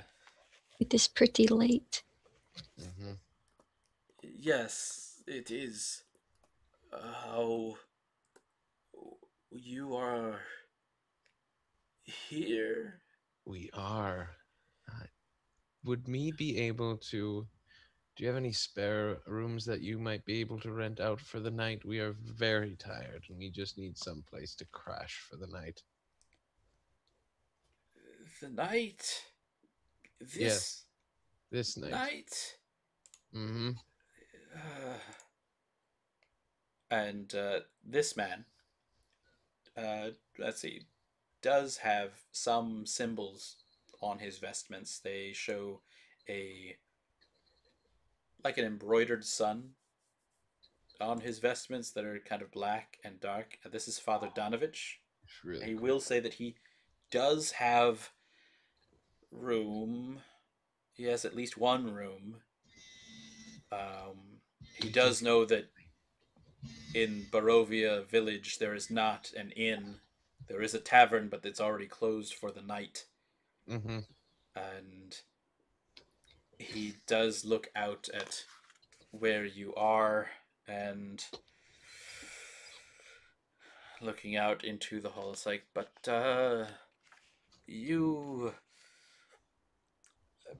maybe are you living from nearby? Are you from Valaki? We are not. We just need a place to rest for the night. Then we'll be out of your hair in the morning. Please. We are exhausted.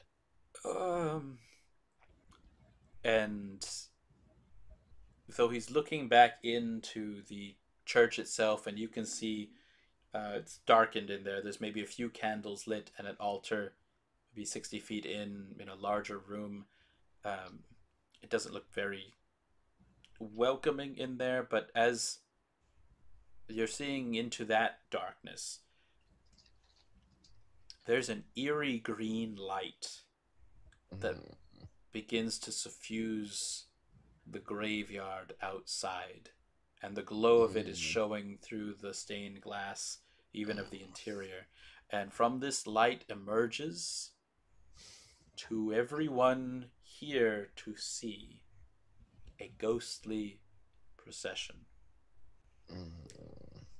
Wavering images of doughty women toting great swords, wood-wise men with slender bows, dwarves with glittering axes, and archaically dressed mages with beards and strange pointed hats.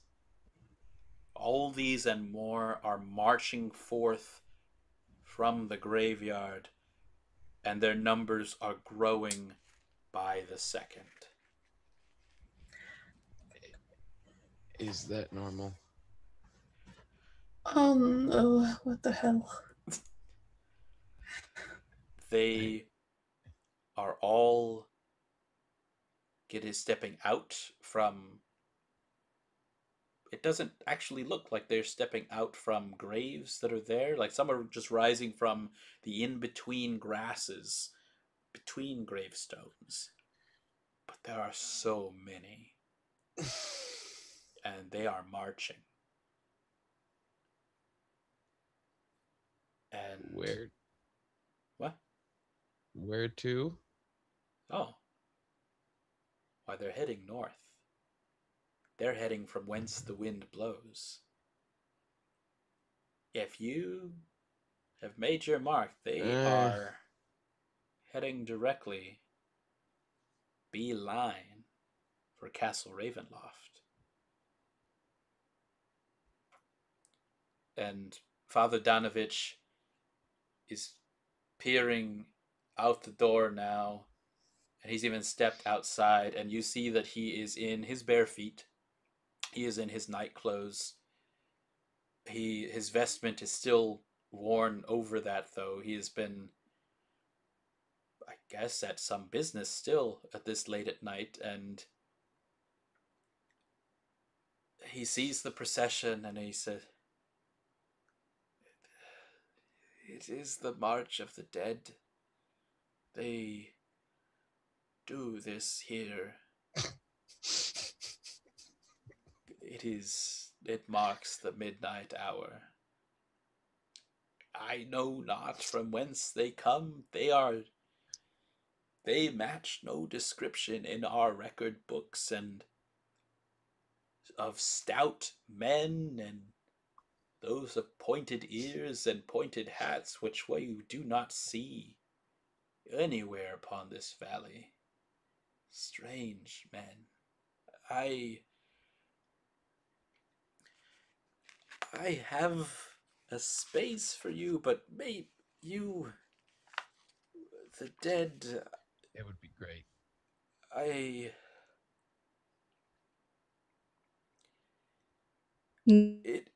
No, this is a perfect place. As soon as you say that, Ezra, there is a voice crying out from very nearby, except from down. Not in the graveyard, not south, but down. And as soon as this voice calls out, you see Father Donovich just shudder and put his hands over his head. It's like, no, no, no, no, no. And the voice that's cried out is shouting, Father! I'm starving! Father! And Father Donovich, he is still saying, no, no, no, no, no, and he is down on his knees now. And he's not super responsive, but by now the ghostly procession has left the graveyard, and they are on their route north to Ravenloft, and you can see them moving up into these foothills and mountains. And in this chapel, this dark place with broken pews littering its dusty floor, with its candles flickering on candlesticks and candelabras, lighting dusty corners. From within here, from below here, there is a hoarse and weak voice crying out in hunger. It cries that he has not been fed. He cries that he hurts. And he's definitely crying from somewhere underneath the church. What do you want to do? So should we try the mansion then? Just like looking down at Father Donovan. I pull my silvered short sword. I don't point it at him, I just pull it and make sure it's very visible and say, what the hell is that? My son, he's sick. Very, very hungry. Yes.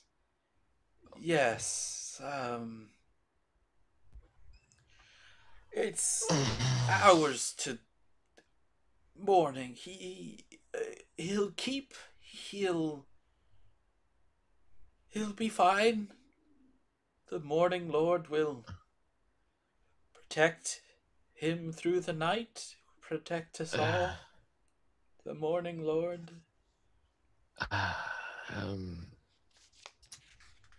Can I? Yes.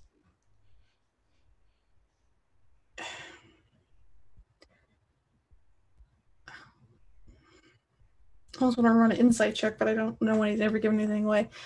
That's still fair. You can still run an insight kind of on the things that he said or his body language. What's wrong with your son? He's sick. He is...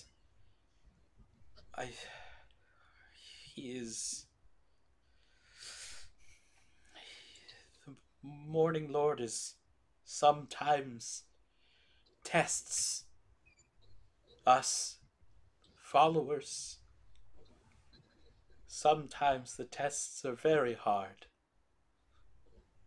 And there's another cry. It's like, Father! Sick with. He has sickness of the body, sickness of the mind. Why not just feed him?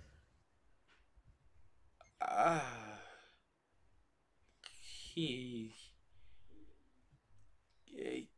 is not in his right mind.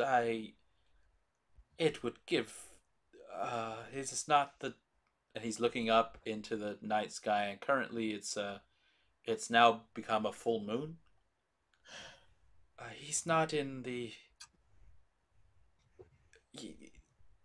he would maybe accidentally, of course,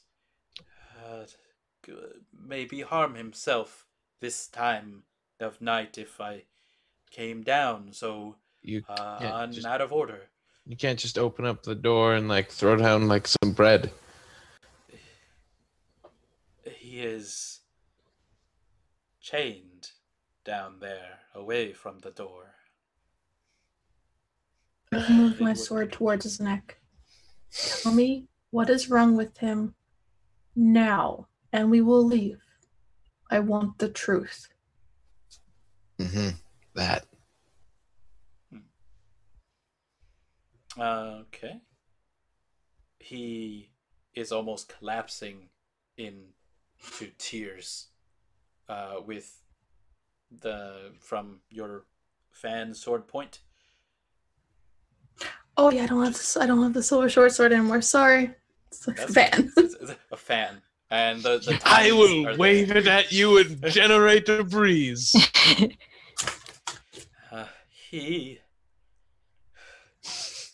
I had to keep him downstairs. It's been almost a year. He and the others, they stormed the castle in revolt. They were lured there by that wizard in black robes.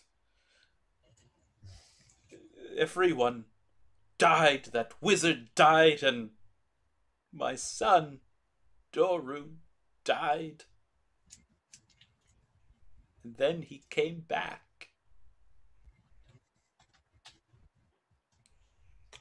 He sent him to me as a test. I was able to trap Doru there in the church's undercroft.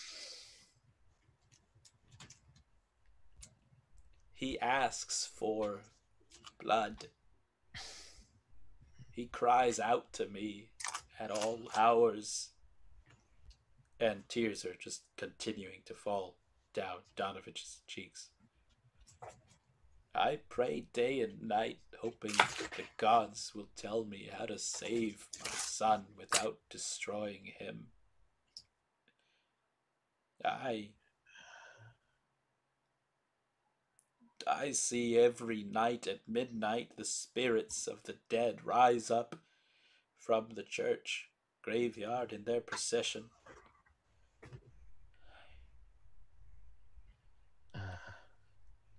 There are creatures sent to the church and to Koliana's mansion. They hound us. And he's pointing at the church door where there are clearly claw marks at several places in it. At least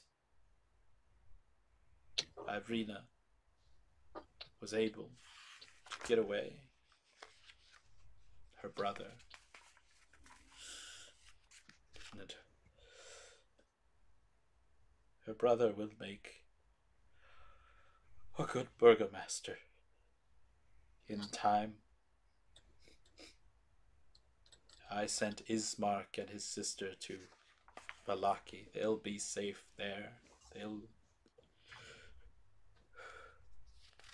There's only so many of us left. And he'll be interrupted again by Doru, who is some kind of cursed life living in the basement of this church. Why not just end it? He's obviously suffering. He is my son. He is.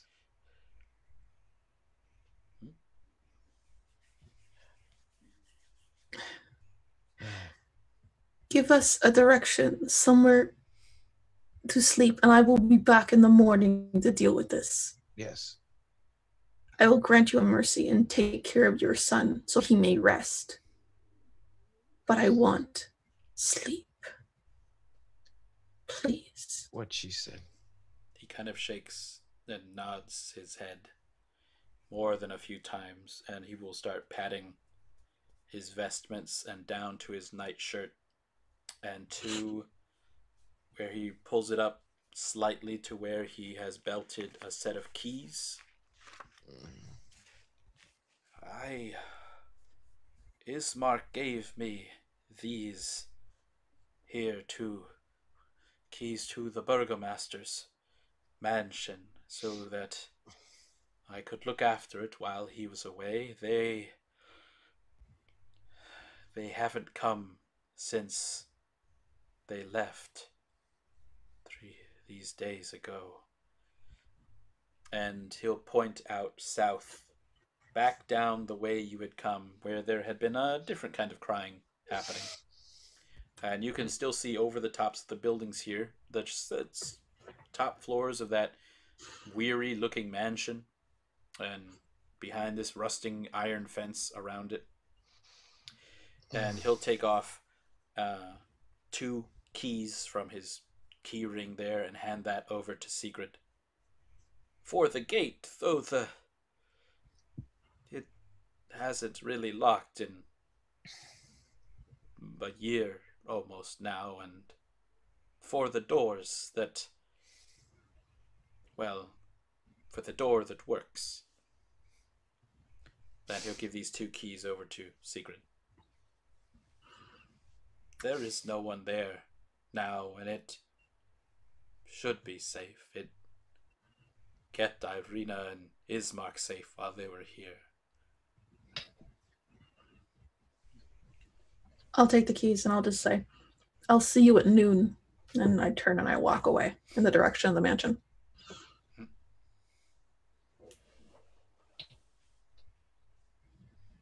Now Ezra and Dantiir. I'm right behind her. Ezra's just gonna like pat the father. Where? On his shoulder. Oh, okay. Just like sorry. And then just turn around and start following. He almost doesn't seem to respond to it, but he does like slightly acknowledge while not looking at it. It's just still has a slight nod as he goes into the church, and as you're walking south down the street and Father Donovich is closing that charred and rent church door, there's just one last cry, "Father!" And the door closes, and the cry is very much muffled. Down the street, the weeping that had happened earlier is someone has either passed out or fallen asleep or is at least crying no more. So that when you get to that weary looking mansion, you see that the right gate that would have held the lock is laying cast aside on the grass, and the left is swinging lazily in this midnight wind. And the stuttering squeal and clang of that gate repeats with almost mindless precision, just a creak and a tap and a tap. And weeds are just choking the grounds here and pressing almost with menace upon the house itself, just the tall of the grass, even wet with dew still. But directly against the walls yet, the growth has been tramped down so that there's kind of a path even just all around the building. And there are heavy claw markings that have stripped what was probably once beautiful finish off of the walls here, and there are great black marks that tell of fires that have assailed this mansion, and there is not a pane nor shard of glass standing in any window. Instead, the windows are barred with planks, and each one marked with stains of evil omen. And go ahead and roll me a perception check, everybody, as you get to this fine place. Hey. 11. Nice. So Dantiir 11, was very tired. 13, and 18. Yes, 18. you have been marching for a while. Yeah. Almost died a few times. Okay.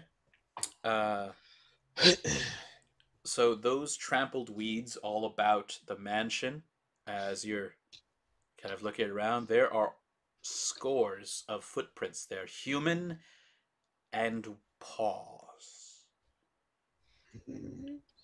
And there are otherwise no signs of occupation. There are no lights on. There is no smoke. And whatever did make these tremendous number of footprints, they haven't been here in a while. There is dew over all of them. And just, it looks like the plants have stayed trampled for a while. Some of them are just slightly beginning to raise up. So whoever was here for a while, and then has only recently left. The door, at least to the front, and all the boarded windows look like they have not been broken into. It's otherwise a very sturdy place. I think this is as good as we're going to get. Yes. I agree. Let's find as secure room as possible and sleep. I don't think we should be apart, just in case. Okay. So you have a key. Are you trying that in the front door? Yep. It works. There's only a slightest of squeaks as it turns in the lock. And the interior of the mansion, though dark, just due to there not being any torches or fires lit, inside here it's actually very well furnished. Reminds you of the burgomaster back in Rashnau, but the fixtures in here are just kind of old. There's a lot of wear to them. There's very noticeable oddities in that, well, the windows are all boarded up, and also there's a lot of holy symbols in every room that you look through. Like on the doors, on the walls, some of them have been painted, some of them are hanging, some of them are almost just wood and twisted wire put together to make several symbols. And there are markings of a great number of wilted flowers in a section of the main foyer, but otherwise there's several rooms to take part of it. Looks like at least 3 were bedrooms, a couple of washrooms, a servant's room, and even a study. No library. Are there any weapons? There are 0 weapons. It looks like maybe somebody had used some of the long candelabras, the ones that were on stands, and placed them against some of the doors, and that could make like for a quarterstaff candelabra. Candelabra. Is there like do any of the bedrooms have multiple beds in them? Actually, no. All of them are single beds, Single? though they're fair luxurious in that they're all like queen size beds. All right, so but they're not twins. No. It looks like this was a nice place. If, Maybe it still had windows. Maybe less claw marks. If we want to take shifts, we can share the bed. I will sleep on the floor. I've slept worse places. We may want to have at least one person up at all times. I don't think I can take first watch. I will take the one after that. I need some sleep. Sleep is a really good idea for me. I could probably just take first watch.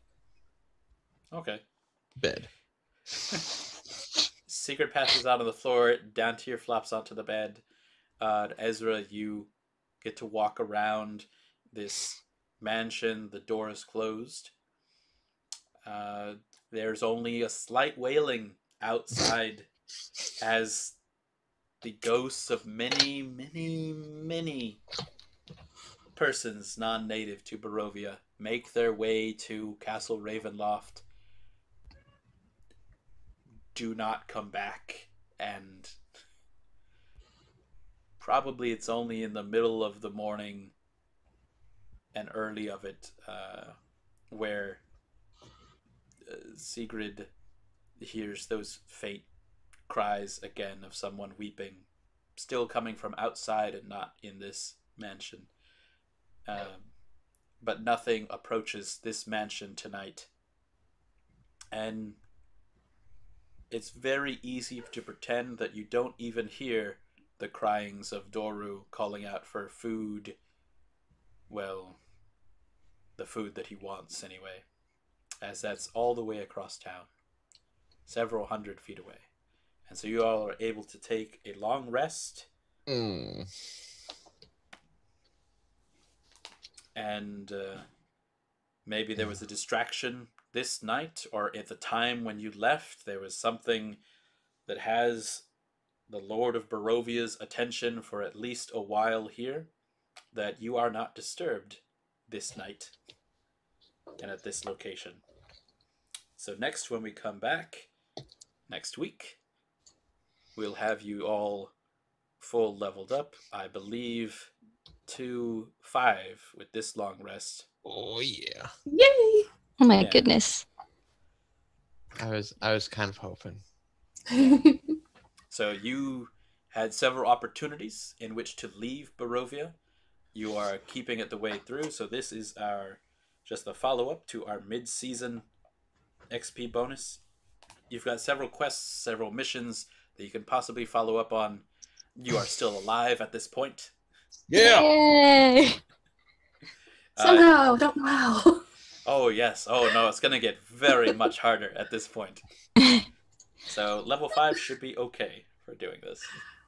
I like the sound of level 5. Ah. I don't know if I get anything. All the cantrips get extra damage. Yes. Nice. That's the greatest thing about level 5. I don't know if I have anything really super cool at level 5. I probably do something Barty. Well, we'll find out. Oh, And yeah. Let's see. Next week, Toren Forester should be back with us with Squid Kittens. Bad Wolf will be back with not Hannah, because Hannah's gone. Instead, we'll get to meet Anna. Ooh. Oh, that's right. I forgot. Then it'll be Anne, and then Just. Oh, That's how we do. Okay, we'll see you guys next week. Same Barovian time, same Barovian channel, just for happy fun times in Barovia. Woo! Yay. See ya.